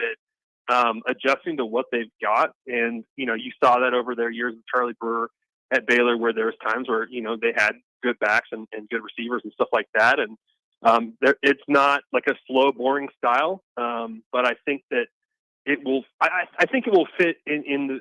It's pretty multiple. It's not gimmicky. Like I think it will fit just fine in the Big Ten. How quick can and this is where you get into wins and how many you need to win by a certain time or whatever it might look like. But the thing that I think Nebraska fans like so much about this is that he went from 1 win to 11 wins in a matter of 3 years at Baylor, and that's obviously a really strange and unique situation. I'm wondering what things are going to look like right out of the gate, and the transfer portal, like you mentioned, plays into that. Which, by the way, you're all over the transfer portal news. It's not going to stop over the next couple weeks or so here. Yeah, these next 2 weeks are going to be nuts. But I guess what would you anticipate it sort of looking like? And we're only 3 days in here, but what would you anticipate it looking like early in the Matt Rule era here? Yeah, it's funny. Like in terms of setting expectations, like I think you know how it gets more rational as the year goes on, right? So it's like I would say today, like Nebraska fans should prepare themselves for like the likelihood that they're not going to be in a bowl game next December, right? But of course, after they go through this offseason and load up with a ton of new players and probably a lot through the portal, by the end of fall camp, we'll be saying this is an 8-win team, right? Like, For sure, automatically. That's how the cycle is, right? But I think you need to. I think that he's someone, and certainly the Baylor experience speaks to this. Like he's someone who's trying to build this for the long term. So I think he'll play younger players and he'll play new players, and they'll take their lumps. So they lost to Liberty in their first year, and they lost a bunch of Big 12 games. Like they're willing to lose doing things the right way to develop experience, to develop confidence, stuff like that. And so, and of course, then that ends up making the turnaround look even better and more rewarding and stuff. But like that's kind of part of it. That's why he tries to signal that from the start. It's going to be really hard.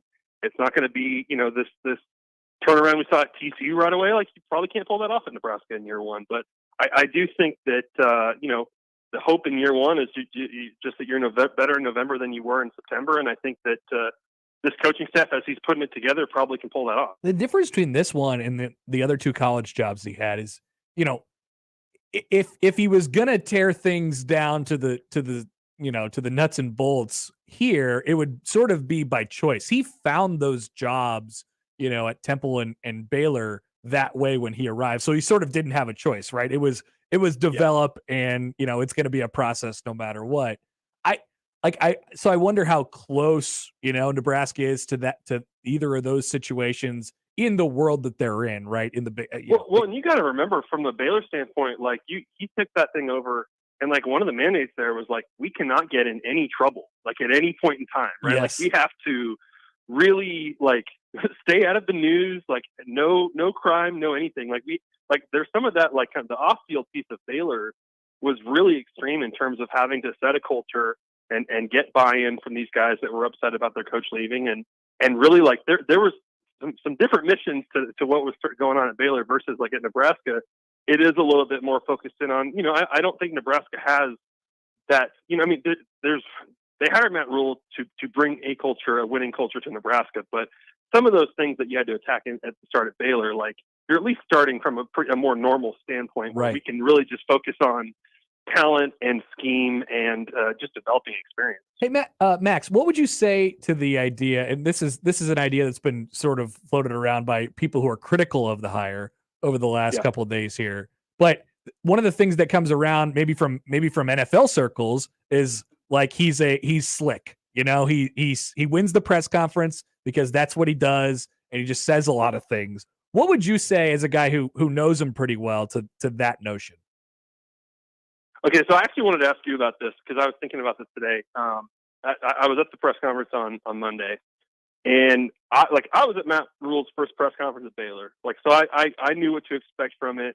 I've been in rooms when he was talking to Baylor, alumni and boosters. I was in the room at the AFCA convention when he was speaking to a whole ballroom full of coaches and stuff. So I've seen him in a few different rooms. I know what kind of public speaker he is, and that is absolutely one of his best skills. And so I was curious at the end of it, like asking, obviously sitting with the media, but then talking to other staffers and stuff, like, what'd you think? What did you think of all that? And it was kind of funny to me, man.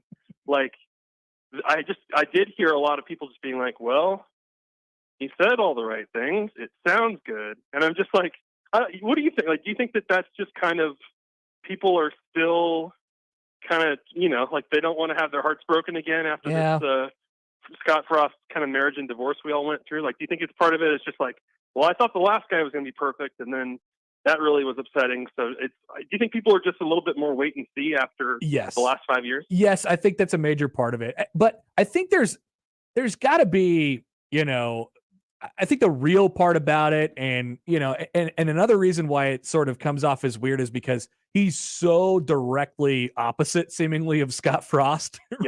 Right? Yeah. And so when he opens up and says, look, man, we're here, me and my family, here's my wife, here's my kids, we're gonna live here, we're gonna go out to dinner, like come up and say hi, whatever. Like, this is I'm a part of the community now.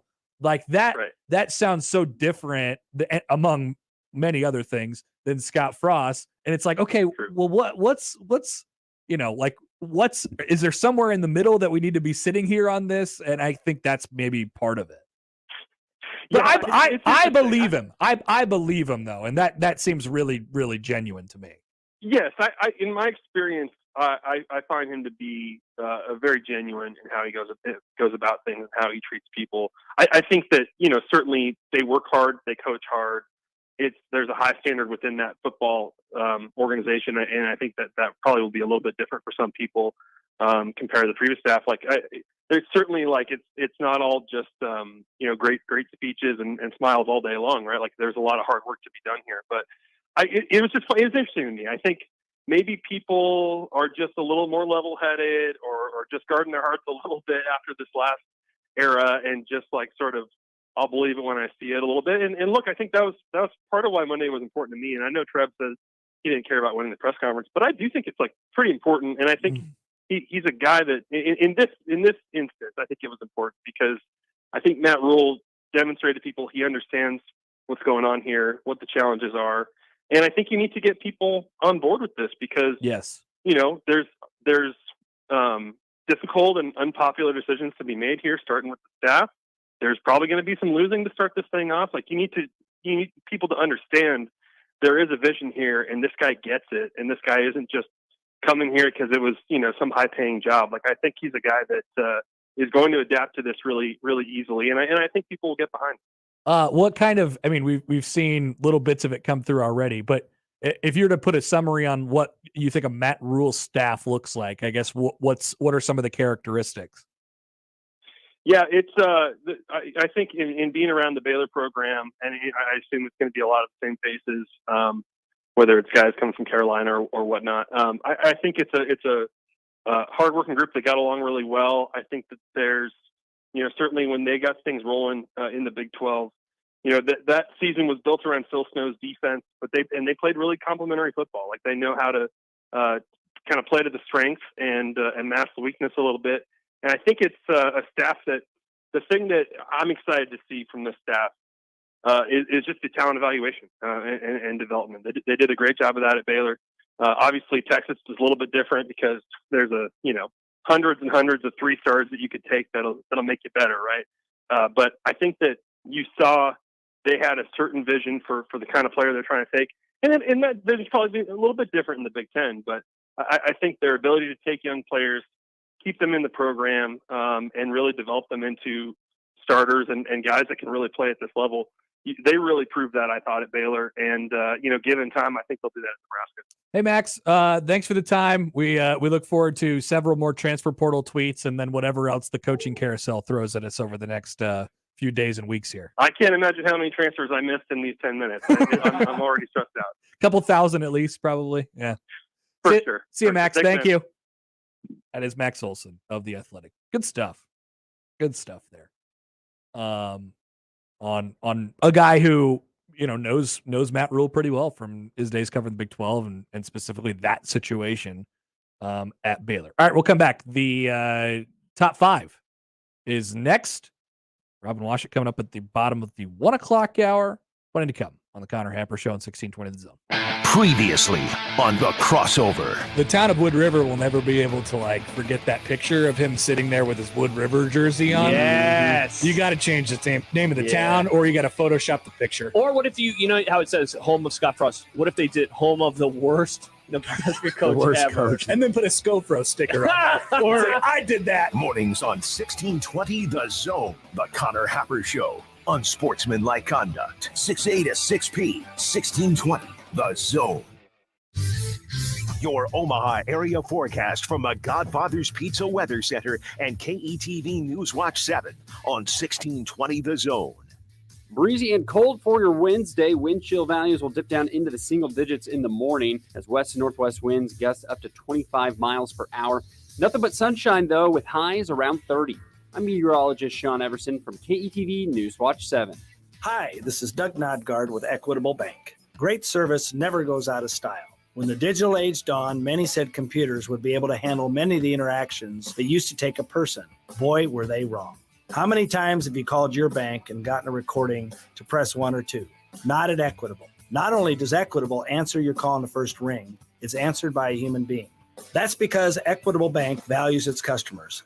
Equitable Bank, we take banking personally. Member FDIC. Do you know the common signs of transmission trouble? Your engine revs before falling into gear, shifting is rough, or you're leaking reddish-brown fluid. Knowing the signs could mean repair instead of replace. That's where we come in. We're certified transmission. The job done right at the right price.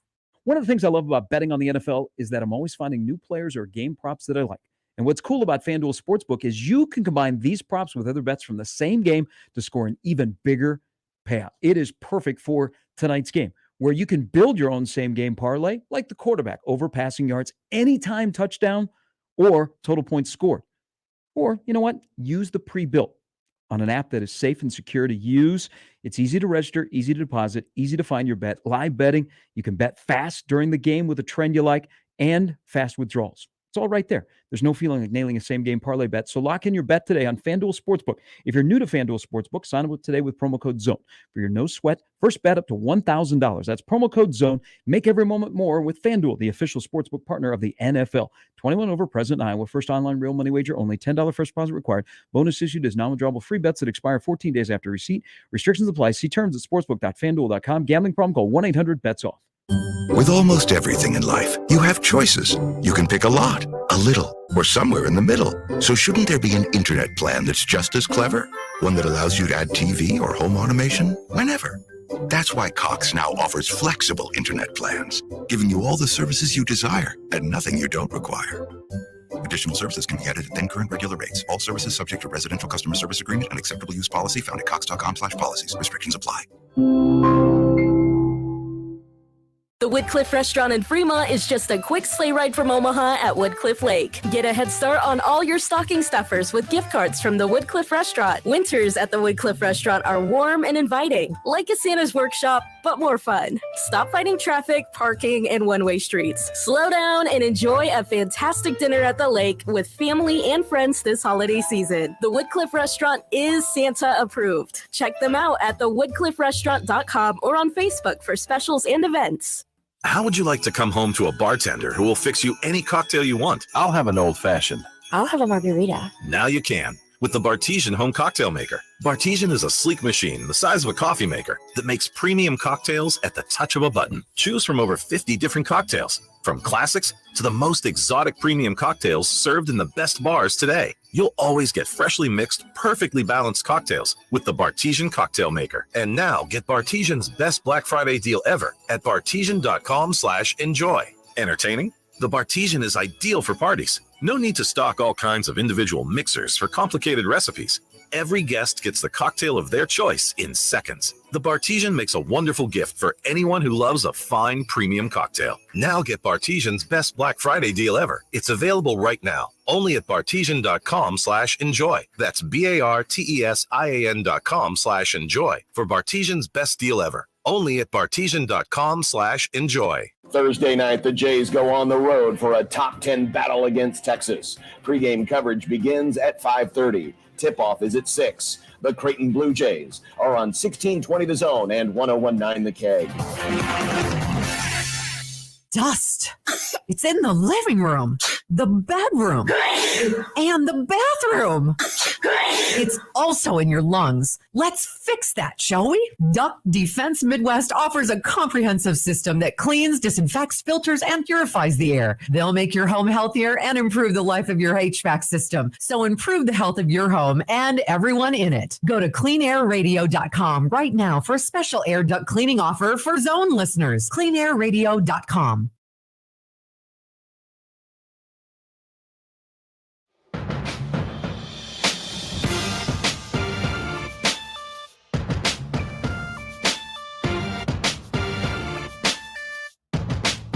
All right, quick top 5 here.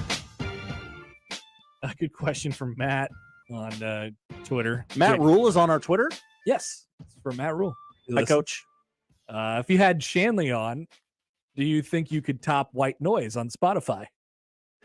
Well, nothing's topping White Noise. I mean, you leave that on while you sleep overnight. Too good. Runs the clock up. Yep. We don't have enough content for that.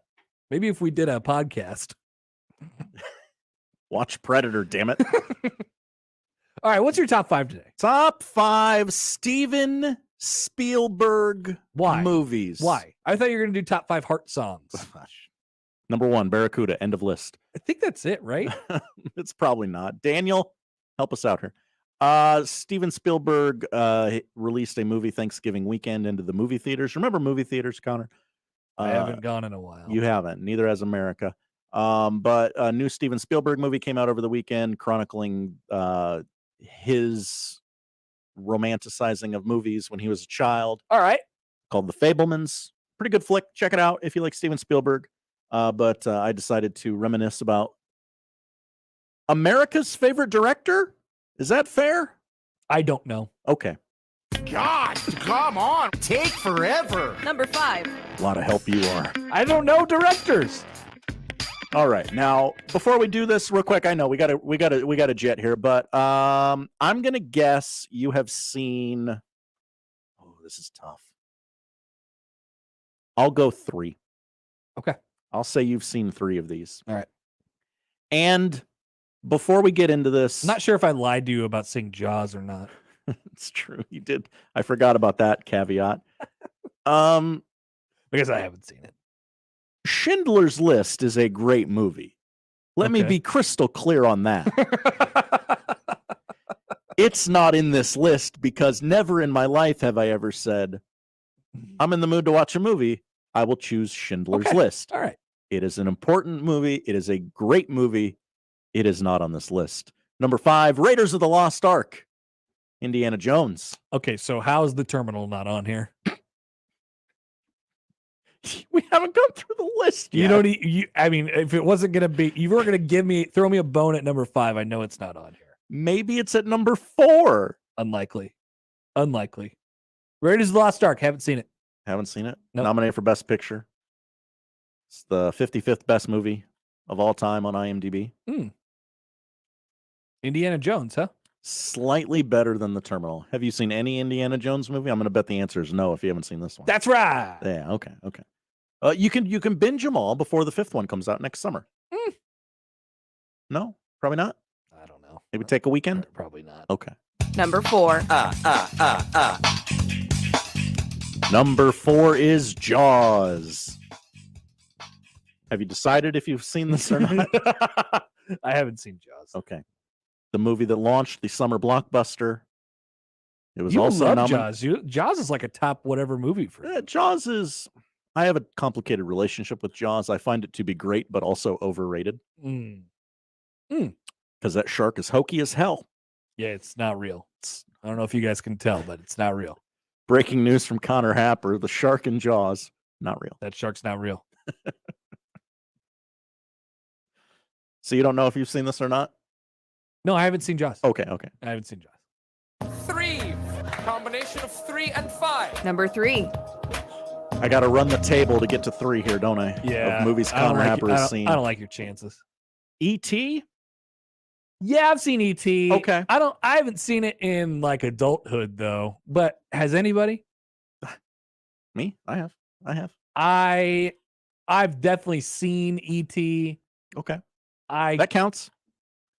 outside of it being an alien who becomes friends with a kid, I couldn't really tell you what it's about. A young Drew Barrymore. Yeah.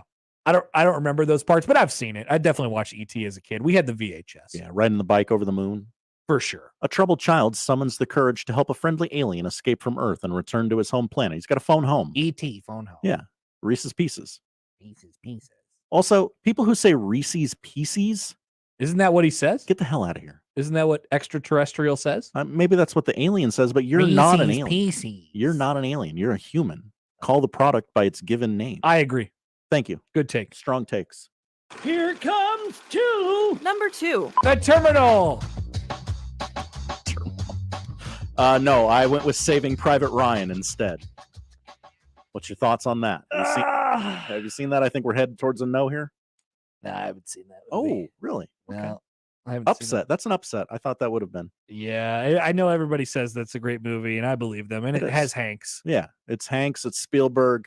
It's the 24th best movie of all time on IMDb. Has Matt Damon. It won 5 Oscars, none of those being Best Picture. A lot of people go, oh, it won Best Picture. It did not win Best Picture. Shakespeare in Love won Best Picture. Maybe this is a flawed voting system, Academy. Matt Damon played Private Ryan. He did. People forget. So he has to be saved? Yes. Got it. Tom Hanks and his band of merry men give up life and limb for country. I'm embarrassed. I can tell. I can tell that that's genuine. Like, you did not want to admit that on the radio. No. And I thank you for doing that. Should have made me watch that before Jaws. Maybe we'd still have a podcast. Maybe before Predator. Or I'm sorry, yeah, Predator. Which leads us to the number 1 Steven Spielberg movie of all time, asterisk, not The Terminal. Make it so, number 1. Terminal gets its own category. Number 1.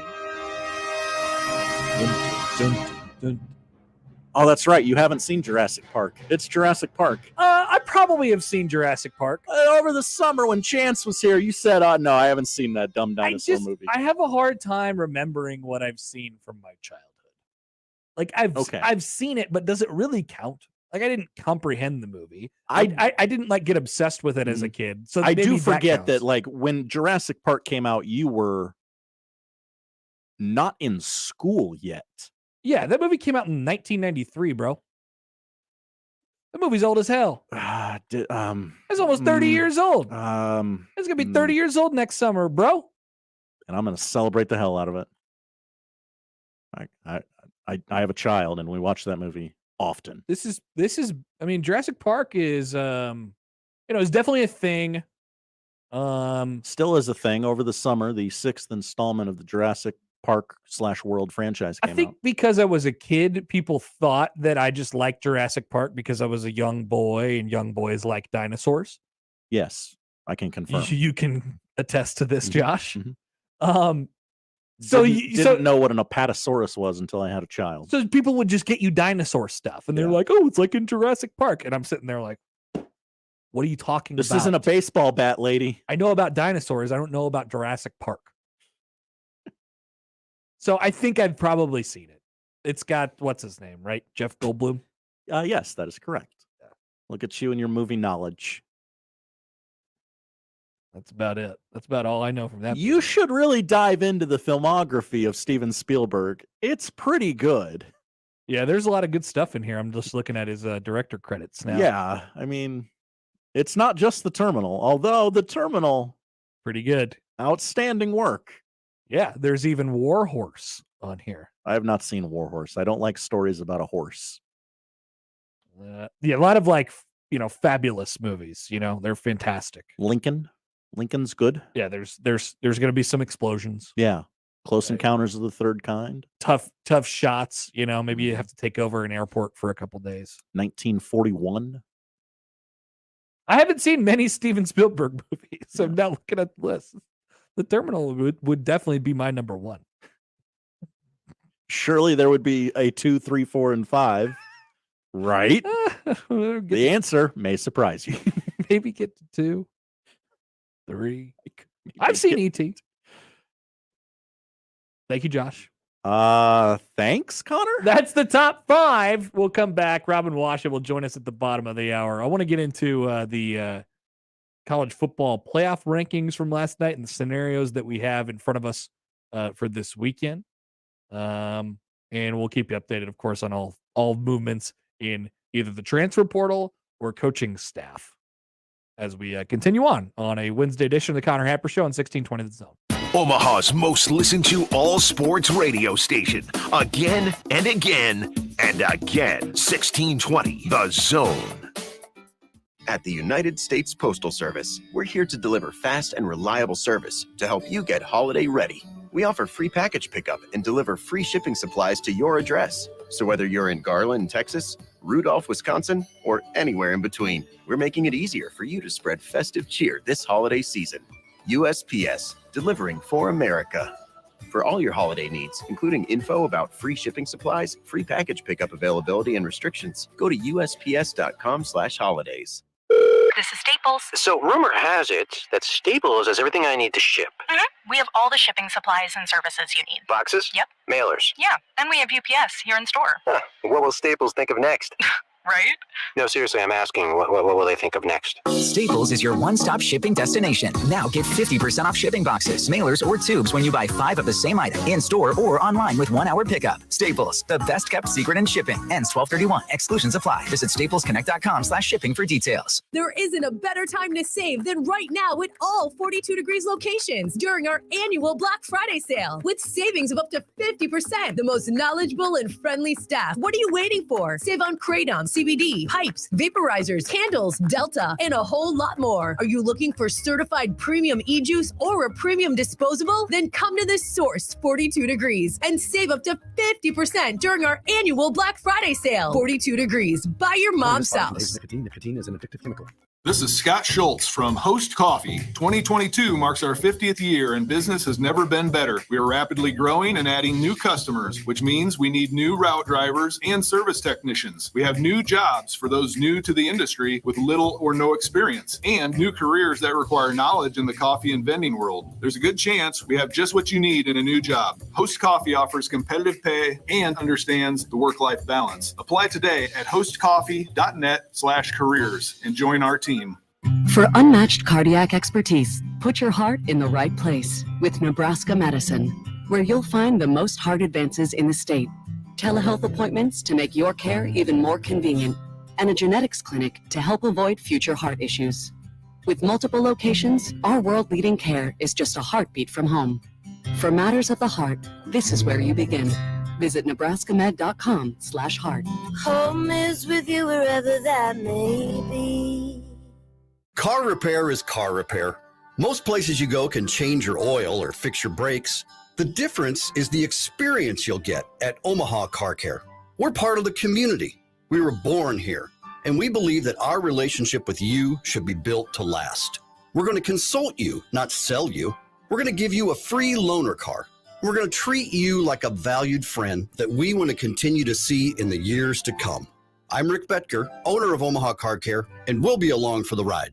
From basketball to volleyball, baseball to softball, soccer, tennis, and so much more, the Creighton sports season is packed with action. The 1620 The Jays podcast, presented by Barry Law, covers it all. Each week, we visit with Blue Jay athletes and coaches to hear their stories and document their climb through the Big East Conference. The 1620 The Jays podcast drops each Friday morning and is found at 1620thezone.com and all major podcast platforms. Just search 1620 The Jays. Covering all things Creighton Blue Jays, it's the 1620 The Jays podcast, presented by Barry Law from 1620 The Zone.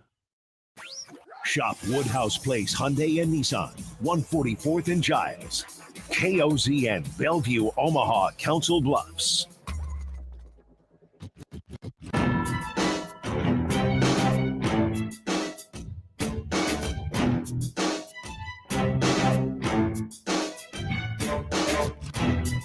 All right, welcome back. Connor Happer, Josh Hudson with you on the Connor Happer Show here in 1620 The Zone, 1620thezone.com.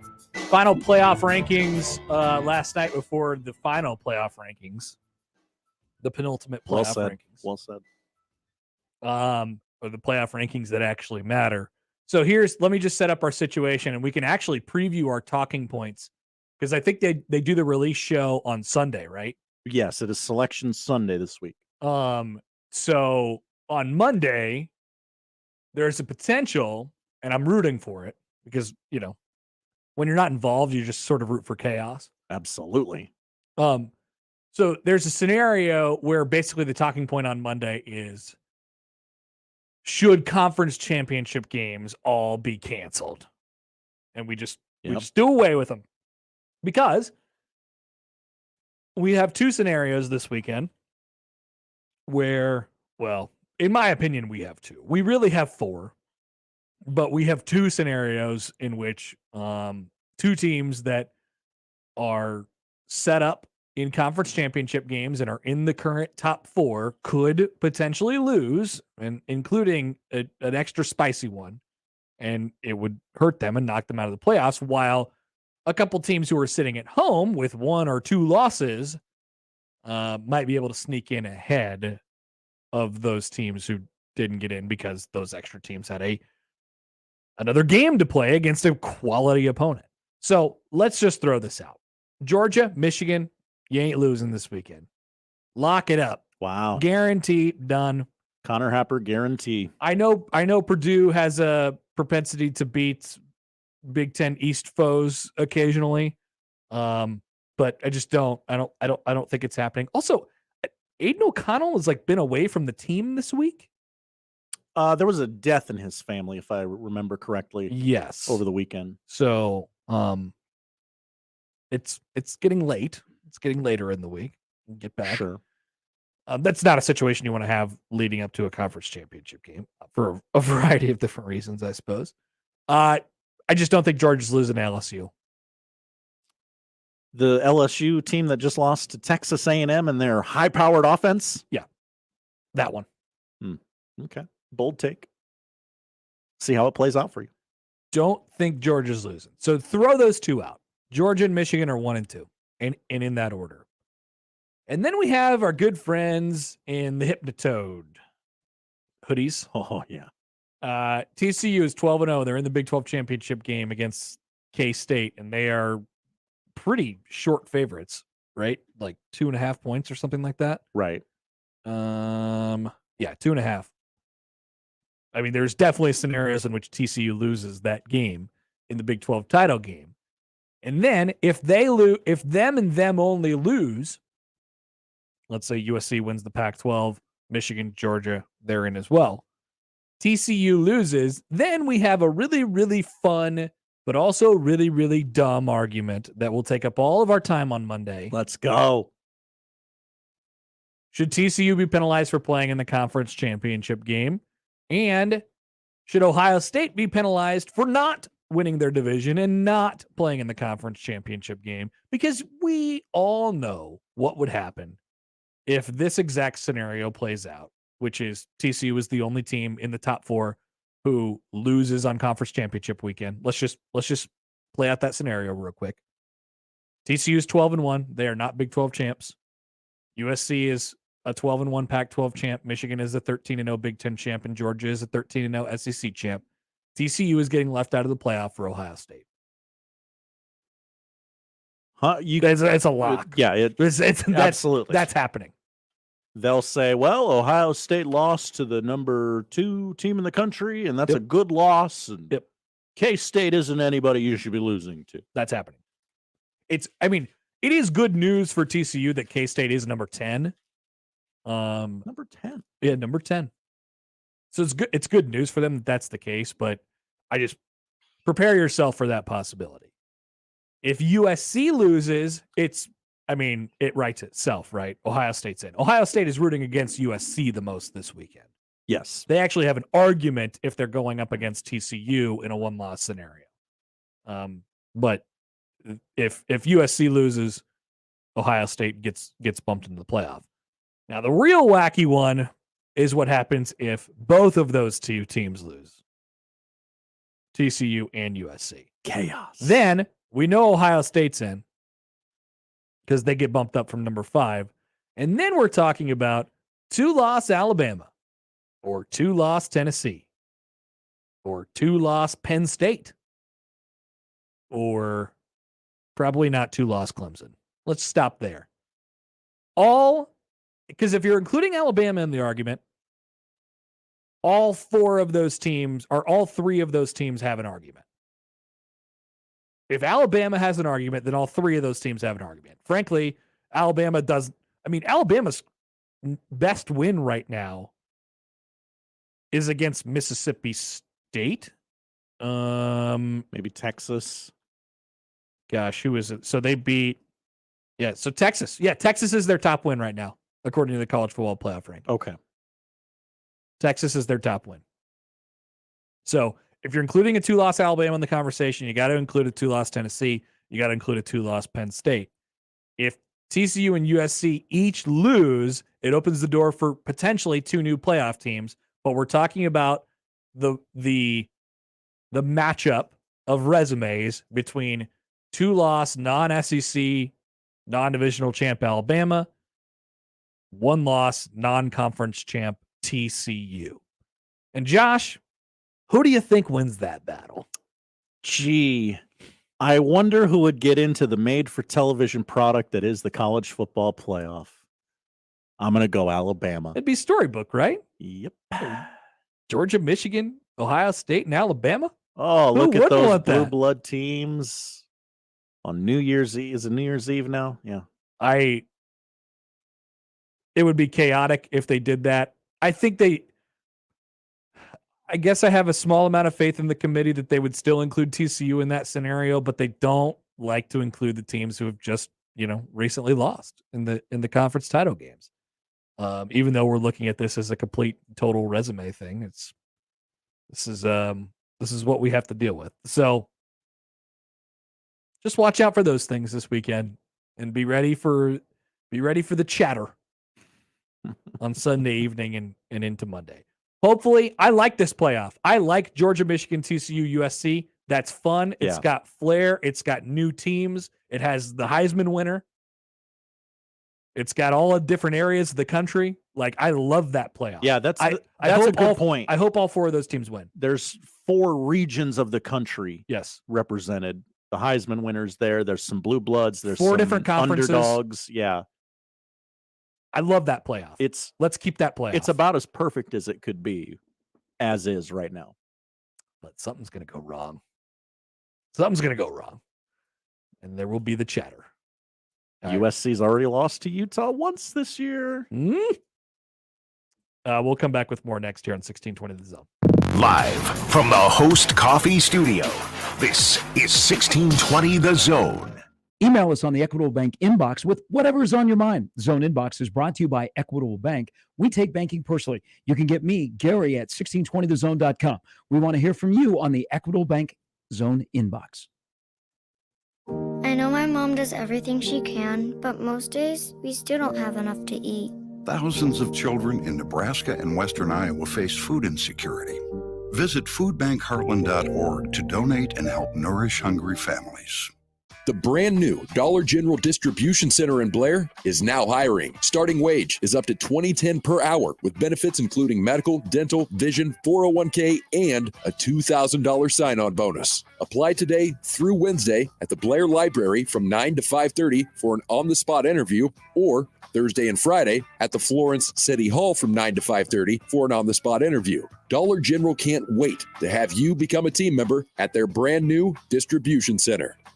Here's this week's Maverick Minute. The Omaha Mavericks blanked the defending NCAA national champion and top-ranked Denver Pioneers on the road last Friday behind a trio of second-period goals. The victory is the program's first win over a number 1 ranked Denver team. After a month on the road, Maverick hockey is back home at the Baxter Arena this weekend to take on Western Michigan.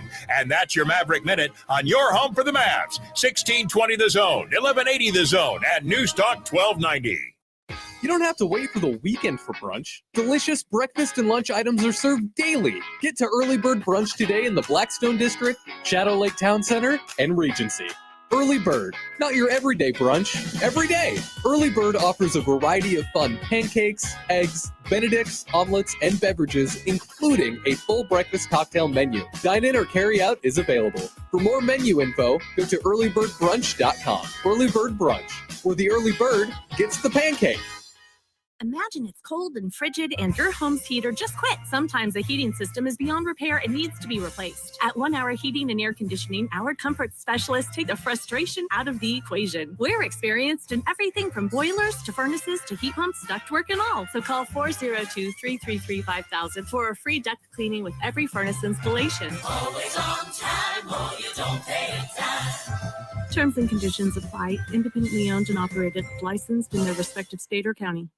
Prescription products require an online consultation with a healthcare provider who will determine if a prescription is appropriate. Restrictions apply. See website for full details and important safety information. Subscription required. Hey guys, did you know there's a generic form of Viagra that works just the same but is 90% cheaper? And you can get it online? Just go to 4hims.com/radio. At Hims, you'll get a free medical consultation, discreet shipping if prescribed, a 100% online process, and trusted generic alternatives to the biggest brands at 90% off. That's right, get generic for Viagra, the same active ingredient as brand name Viagra, but 90% cheaper. It's the same medication you get from your doctor, but with zero copay, no expensive appointments, and no awkward face-to-face conversations. To start your free online visit, you need to go to this exclusive address, 4hims.com/radio. That's 4hims.com/radio for your free online visit. FORHIMS.com/RADIO. At the United States Postal Service, we're here to deliver fast and reliable service to help you get holiday ready. We offer free package pickup and deliver free shipping supplies to your address. So whether you're in Garland, Texas, Rudolph, Wisconsin, or anywhere in between, we're making it easier for you to spread festive cheer this holiday season. USPS, delivering for America. For all your holiday needs, including info about free shipping supplies, free package pickup availability, and restrictions, go to USPS.com/holidays.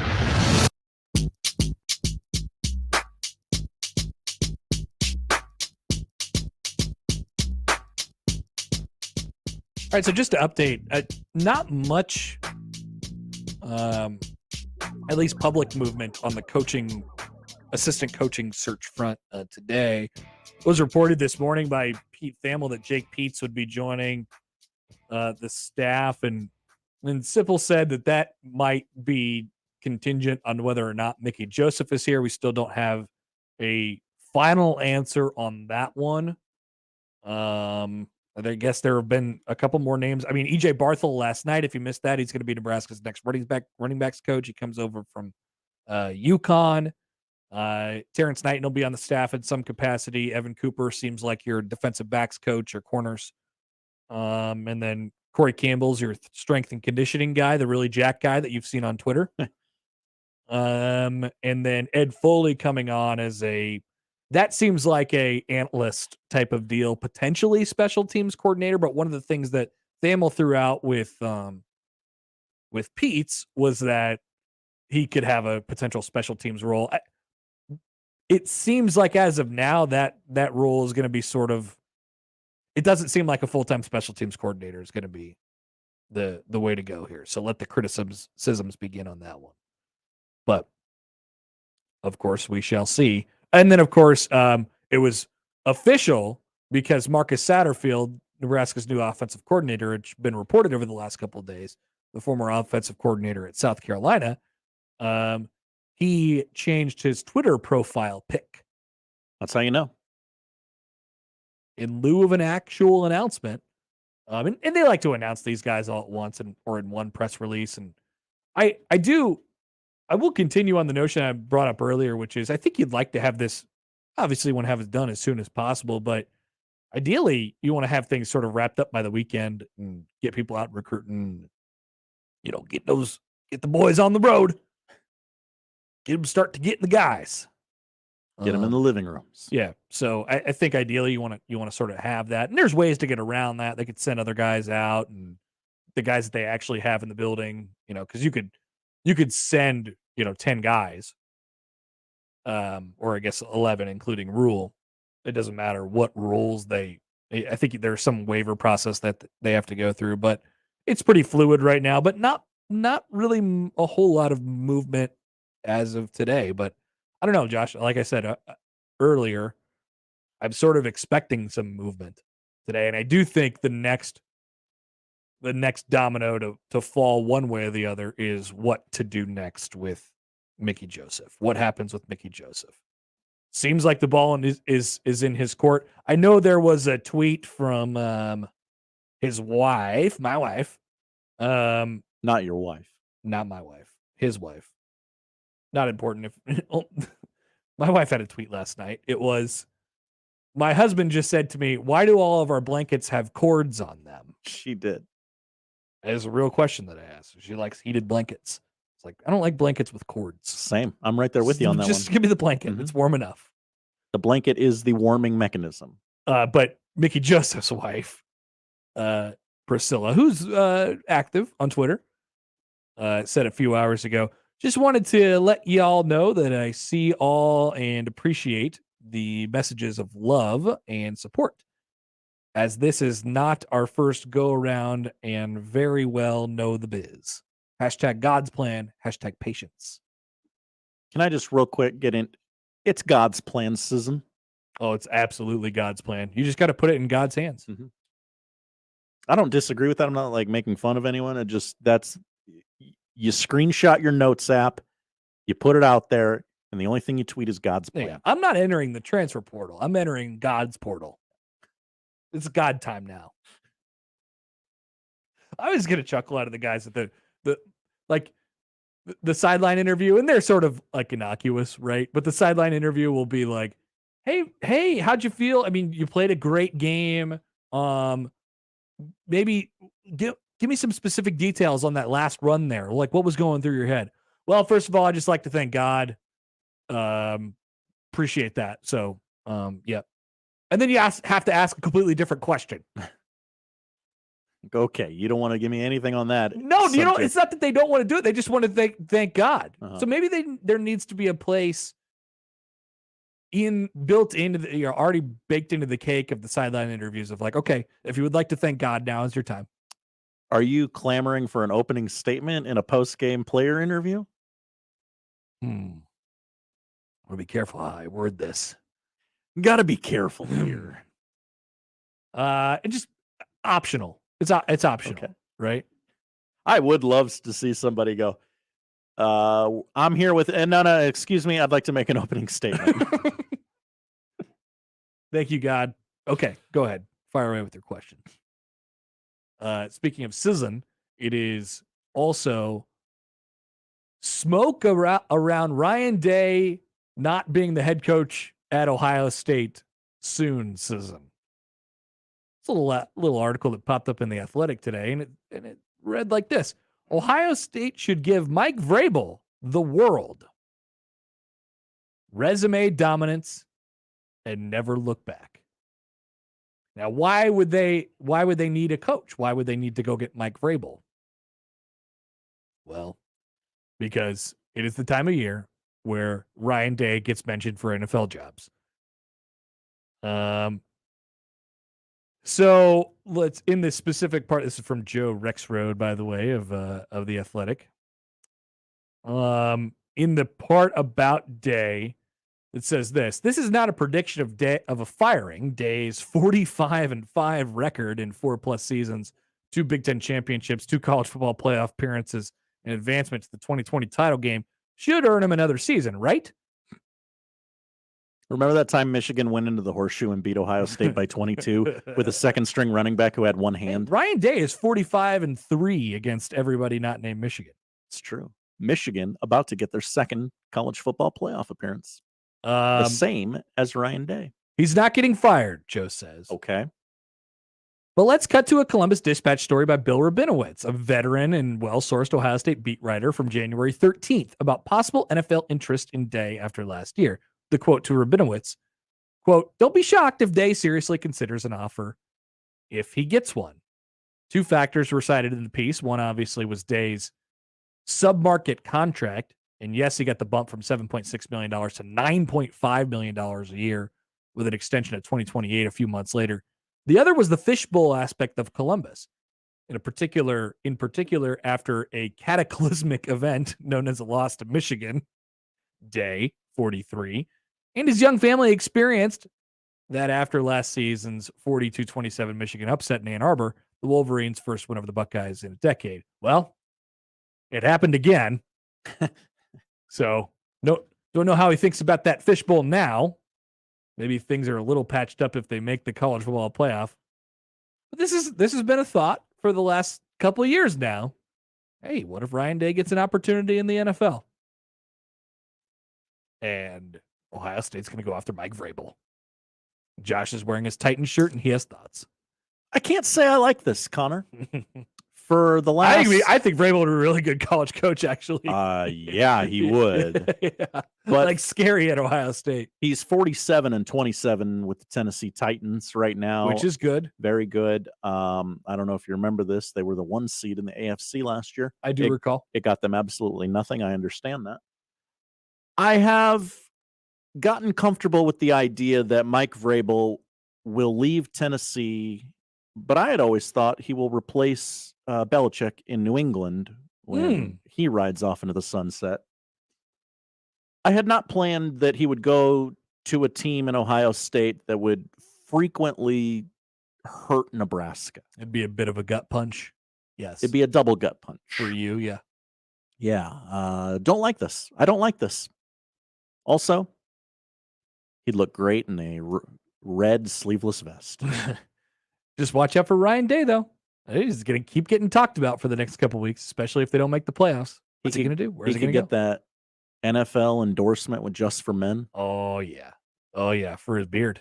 It's the official beard gel of Ryan Day. Oh, yeah, for sure. Head coach of the Carolina Panthers. That time of year, man. Still some silliness to happen in silly season. Oh, the silly hasn't even started.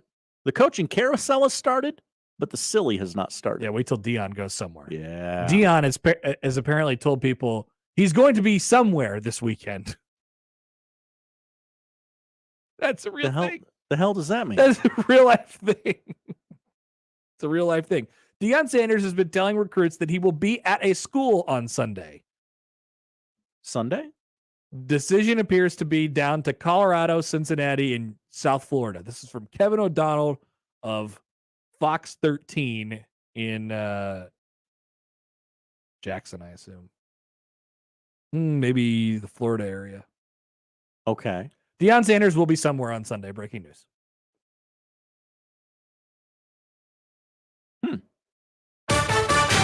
Yeah.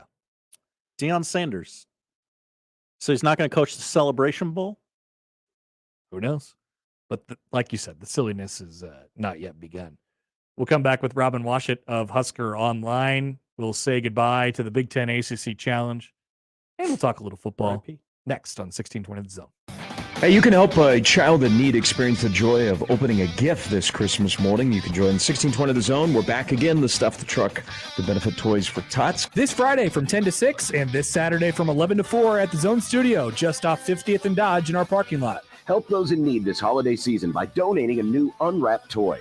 All the info is at 1620thezone.com. It's Stuff the Truck to benefit Toys for Tots with J-Tech Construction and Solar and 1620 The Zone.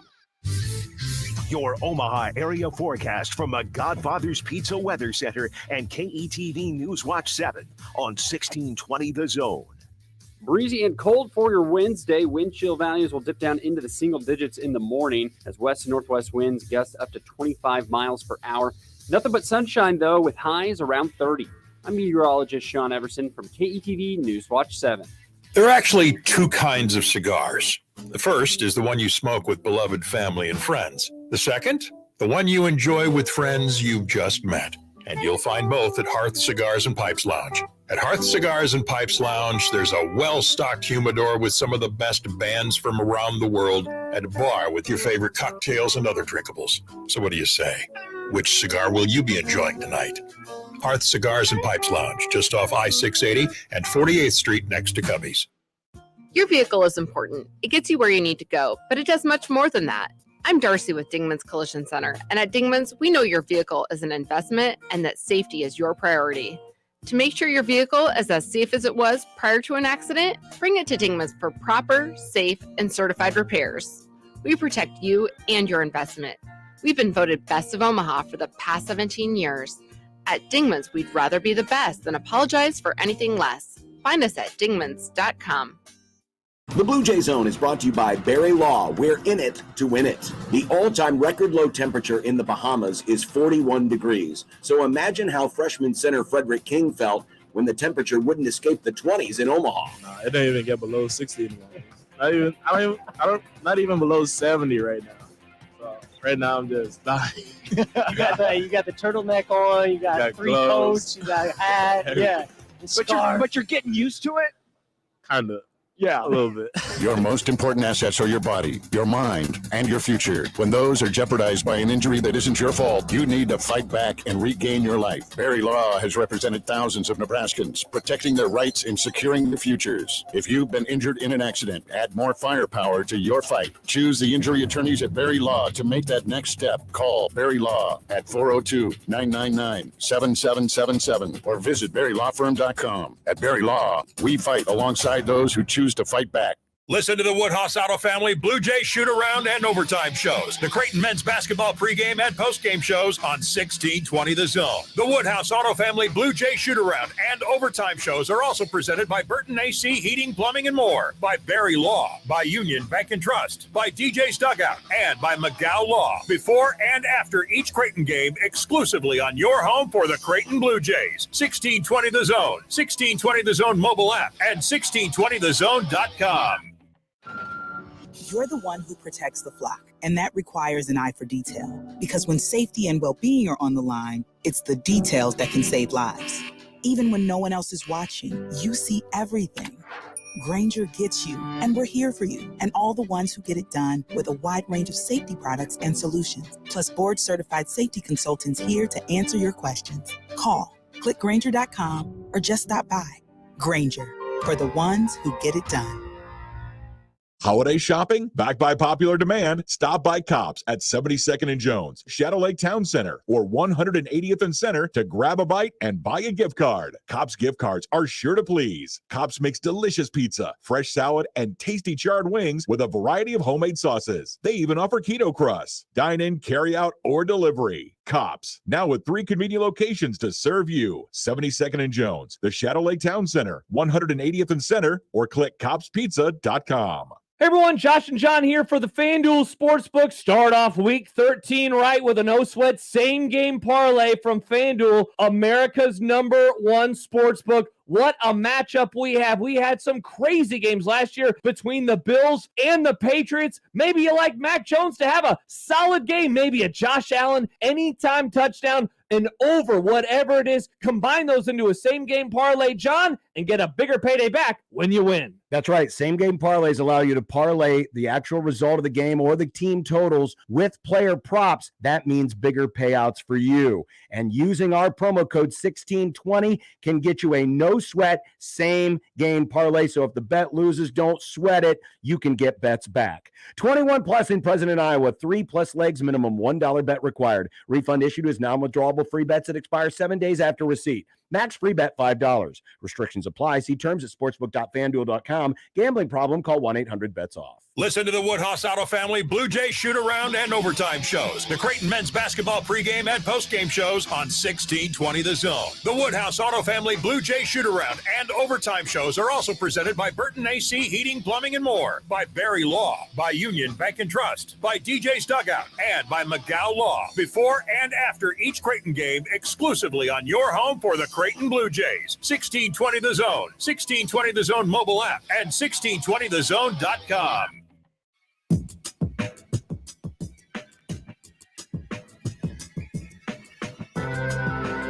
We were very close to canceling Robin Washut again, but he joins us now on the Lusso's Harley-Davidson hotline. Hi, Robin. It wouldn't be a full week if I wasn't on the brink of cancellation on your show, so I just had to keep it going. Well, I do want to throw this out there in term, just for transparency's sake. We called you on the wrong day last week. This is true. Josh, did you know this? I put him on the I put him on the wrong day. We called him on Tuesday last week. Huh. And he just answered and did the interview like a professional. Never said a word about it. Yeah, we got to give you credit for that. Well, Tuesday felt like Wednesday last week. Sure. Short week. Stay confused. Robin Washut's in the middle of the work week, no matter whether that be a Tuesday, a Wednesday. or what have you. There you go. There are no grinds on this beat.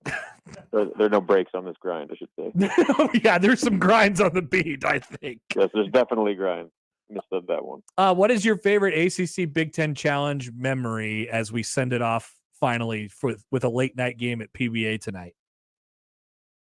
Probably, I think they beat a Miami team that was supposed to be pretty good. Yes, they went to like the in Sweet 16 the year before that, right? In the early days of PBA, that it was a pretty fun environment. Nebraska beat them up pretty good. Otherwise, they've been pretty forgetful. Yes. The annual did Nebraska play this team in a Orange Bowl matchup series finally coming to an end. A lot of matchups against Wake Forest, Boston College, and Clemson. Yep, Virginia Tech, they had a Florida State one in there in Miami. So all the premier matchups. They're 5.5-point favorites tonight, and they've been. Yeah. I mean, I would say, you know, the nice win over Florida State over the weekend. It was tough for them against Oklahoma and Memphis, but I mean, the biggest difference there in the Orlando thing was getting Derek Walker back. I imagine that provides a pretty significant boost going into this really, really tough stretch now with Boston College tonight and Creighton on Sunday and Indiana, Purdue, Kansas State after that leading up to Christmas. Like it's a boost at a much needed time for them. Yeah, couldn't come soon enough. And you know, you got to wonder if Derek would have been in the swing of things. You know, do they beat Oklahoma? You know, that was a game that I thought that they matched up pretty well, and clearly they just couldn't keep up, and it seemed like they were missing something. And you saw a little bit of that. Obviously, there was some rust to knock off against Memphis, where Derek kind of got thrown right into it.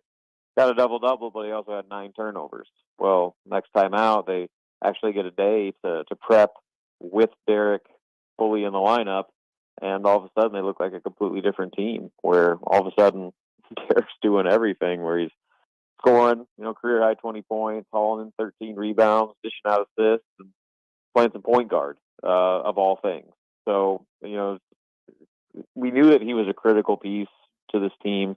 Obviously, his efficiency and his production last year, and then his voice as maybe one of the top leaders in the locker room, the one guy that's been here and done it as much as anybody on the team.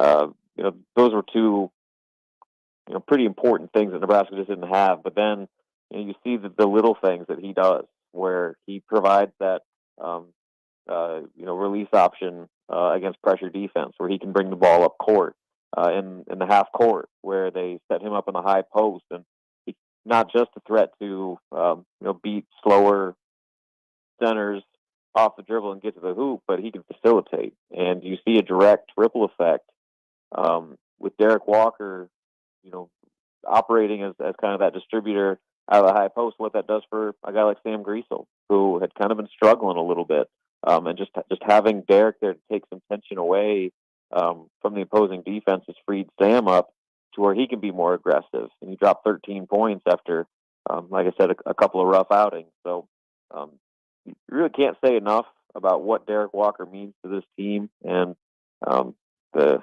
schedule is going to get awfully brutal here when you flip the calendar to December. But if they can string together 2 Power 6 wins, albeit against some very struggling opponents, either way, that's the momentum that they desperately need, especially where they were coming out of that Memphis game. Will we ever know why Derek Walker randomly missed the first 3 weeks of the season? Not publicly. I mean, you know, there's plenty of stuff out there as far as rumors and whatnot. So, I mean, you can probably connect the dots pretty easily, but they're not going to say it. You know, Fred was going to leave it to Derek, and Derek said he didn't want to talk about it. So, I guess that's that. You know, I don't see any reason to pry any further at this point. Seems like you know, the book is closed and everybody's moving forward. Yeah. So like I said, an 8:15 tip tonight. I guess what's a good record over the next 5 leading up to? So you have, like I said, Boston College, Creighton, Indiana, Purdue. And, they're all, Boston College is a little bit different than the other three. And then K-State after that. So Boston College, K-State, and the bookends are, are a little bit lighter. Creighton, Indiana, Purdue are all like top 15 teams. I guess what's a reasonable expectation over 5 games for Nebraska? Reasonable would be one win. Yeah. Maybe on the high end you get 2. But just what I've seen right now, they're not beating Creighton. They're not beating Indiana. They're not beating Purdue. And anything can happen, I guess. But I would be astounded if any of those upsets were to happen. Just given the way those teams have all been playing and kind of what Nebraska's struggles have been this year. But again, Boston College is a game they should win. They're favored, and that reflects that. And Boston College has struggled. They don't score. And this is a game that, at home, Nebraska has to get. And then Kansas State, they've kind of been a lot better than some people have thought. There's a guy that probably should be wearing a Husker uniform right now and lead the way for them down there, and Keontae Johnson. Yep. So, I mean, that's in Kansas City, technically a neutral site, but you're playing in K-State's backyard, so that it's certainly not going to be easy. But if you want to look at maybe the next most likely after Boston College, that would probably be it. But we've talked all along how daunting this schedule is, and basically after tonight, you're right in the middle of it, where you're going through that December stretch.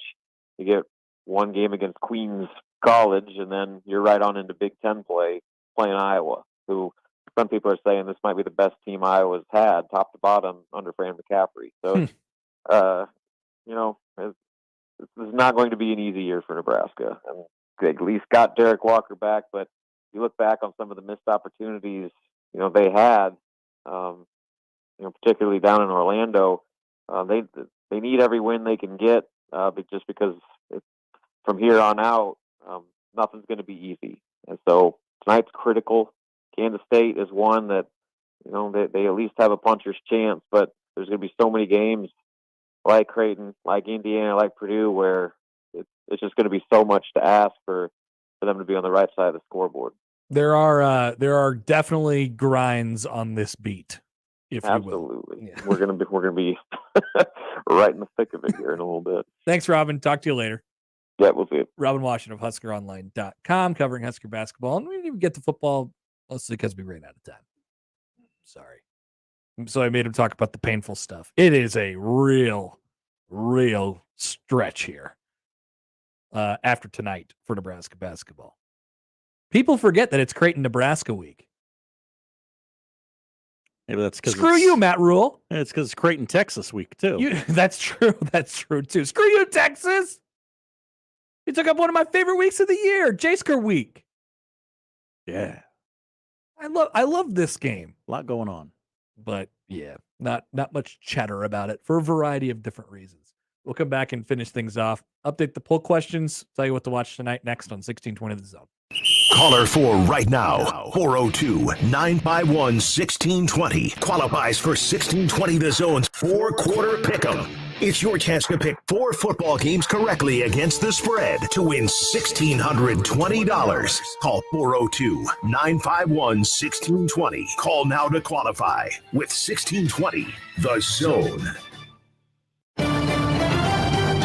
Here from Thursday Night Football on Westwood One. Coming up, AFC East action with Mac Jones and the Patriots hosting Josh Allen and the Bills. Buffalo is 8-3, but 0-2 in the division. Now they travel to New England for their first meeting of the year with Bill Belichick's 6-5 Pats. Join me and Jason McCourty for all the action on Thursday Night Football. If it's the NFL, it's on 1180 The Zone.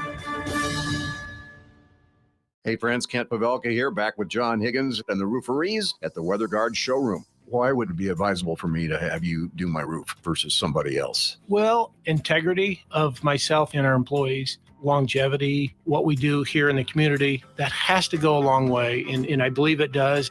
We do what we say we're going to do, and if there is a problem, we're going to come back and fix it. So make the right call, fans. When it comes time to replace your roof, your gutters, and siding, there's only one call to make. The Rooferees at John Higgins Weather Guard. Fall is in full swing, and that means there's a lot of great events coming up. all over the area. From the Huskers in football or basketball, the concerts, holiday shows, there's so much to check out. And when you need tickets, be sure to check out my friends at ticketsforless.com. You want to go see the Huskers in Memorial Stadium or the Chiefs at Arrowhead or maybe that big show at CHI Health Center, Tickets for Less has you covered. So save on your next order at ticketsforless.com. When you use the code THEZONE, go to ticketsforless.com. Find the seats that you want to the events you want to be at. Use the promo code ZONE. Good on any ticket purchase at ticketsforless.com. Dust.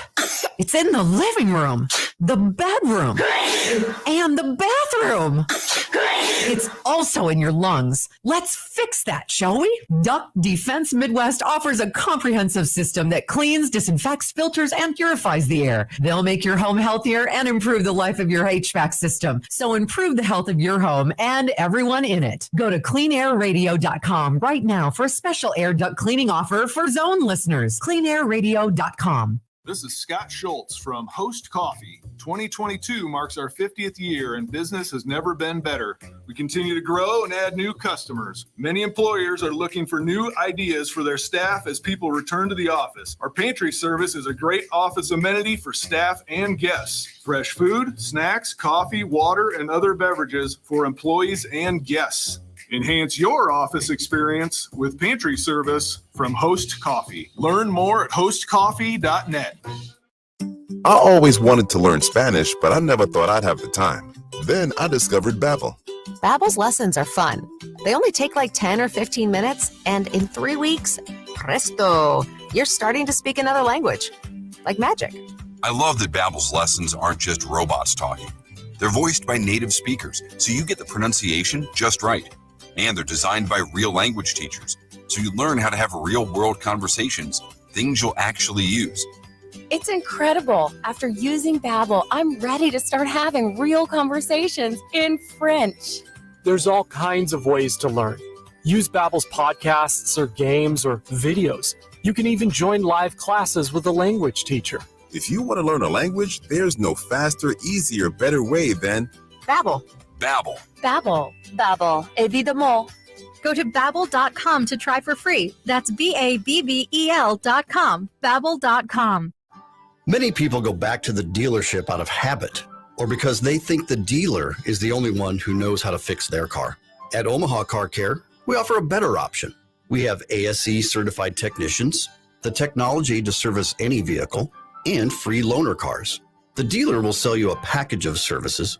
We'll provide the service you want for your car as your trusted partner. I'm Rick Betker, owner of Omaha Car Care, and we'll be along for the ride. If you're in charge of the company holiday party, Blackstone Meatball has you covered. Blackstone Meatball is all about hosting and catering great food for whatever reason you get together. Work with their skilled team to build a customizable menu that includes meatballs, pastas, veggies, side dishes, and a whole lot more. Visit theblackstonemeatball.com for all the details. The Blackstone Meatball in the Blackstone District on 38th and Harney and out west on Chicago Street off 180th and West Dodge.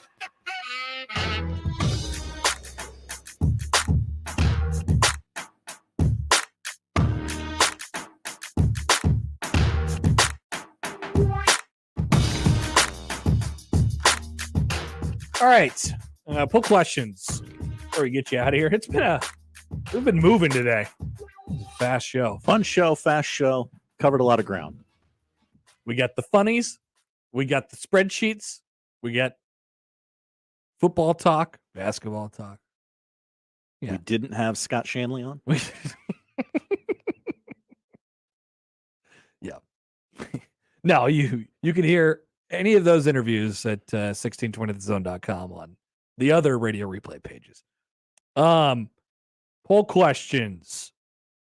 Is SVP a big hat hipster? Yeah, 100%. It seems that way. He was showing it off immediately. He was like, "Oh, this thing? I've had this in storage for a couple of years. This whole thing, let me knock the dust off my big hat." 66% say yes. He was.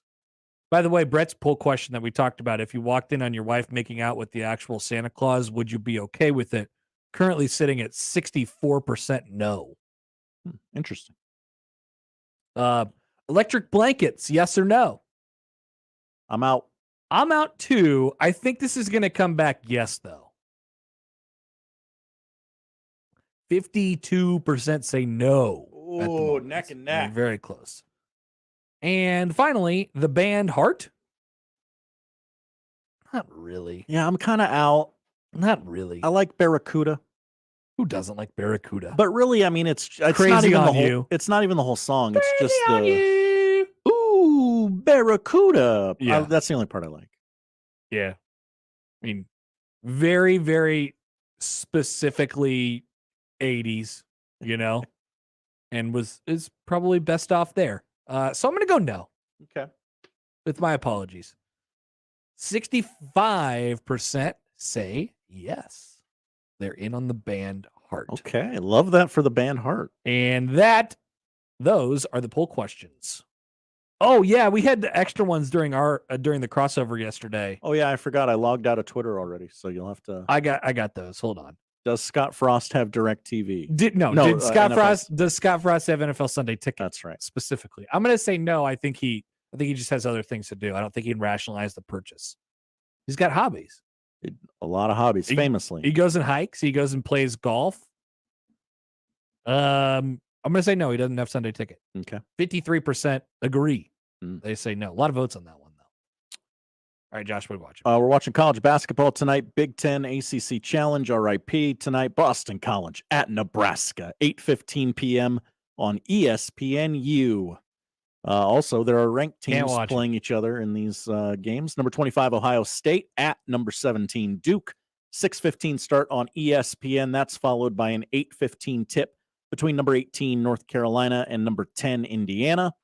NBA tonight, Heat at Celtics, 6:30 on NBA TV, and then the nightcap at 9 o'clock on NBA TV, Blazers, Lakers. The Lakers have a nationally televised game. Shocker. Well, wow, yeah. And I'll leave you with this one. We'll skip the hockey. Christmas in Rockefeller Center tonight. NBC, 7 o'clock. Oh, they light the tree? The annual tree lighting, yes. It features performances by Gwen Stefani and Blake Shelton, Jimmy Allen, not that one, Andrea Bocelli, Alicia Keys, the Muppets of Sesame Street, Dan and Shay. The Muppets. Yeah. They got the Muppets out? I know. They wonder what their fee is. The Muppets, after a long contract negotiation, agreed to perform at the tree lighting ceremony tonight. Savannah Guthrie, Hoda Kotb, and Mario Lopez host. Nice. Should be very festive. Yeah. Get you in the season with AC Slater. I will not be watching the tree lighting tonight. You won't? I don't know. I'll be trying to what will find you an be watching? illegal stream of ESPNU somewhere, maybe. Is that a weird channel not to have? I know we don't have time to get into it. It is. That and CBS Sportsnet. That's where the local teams play like a good chunk of their games. Is that how they get you to go up a tier? It has to be. I already thought I was up a tier, but whatever. Because I have a lot of cable. I have them at my house on the YouTube TV. It's weird. Yeah. People with YouTube TV have it. All right. A new profile pic, by the way. Ed Foley. Ooh. He says that he is the special teams coordinator at the U of Nebraska. That seems like sort of a full-time role, doesn't it? Does he have a history of people returning punts? Not fair catching punts, actually like moving the punt return up the field. Sounds like a spreadsheet. Give you something to do tonight instead of watching the Nebraska game. We're done for the day. Thank you. If you missed anything, 1620thezone.com is where you can find it. Crossovers next. Live from the Host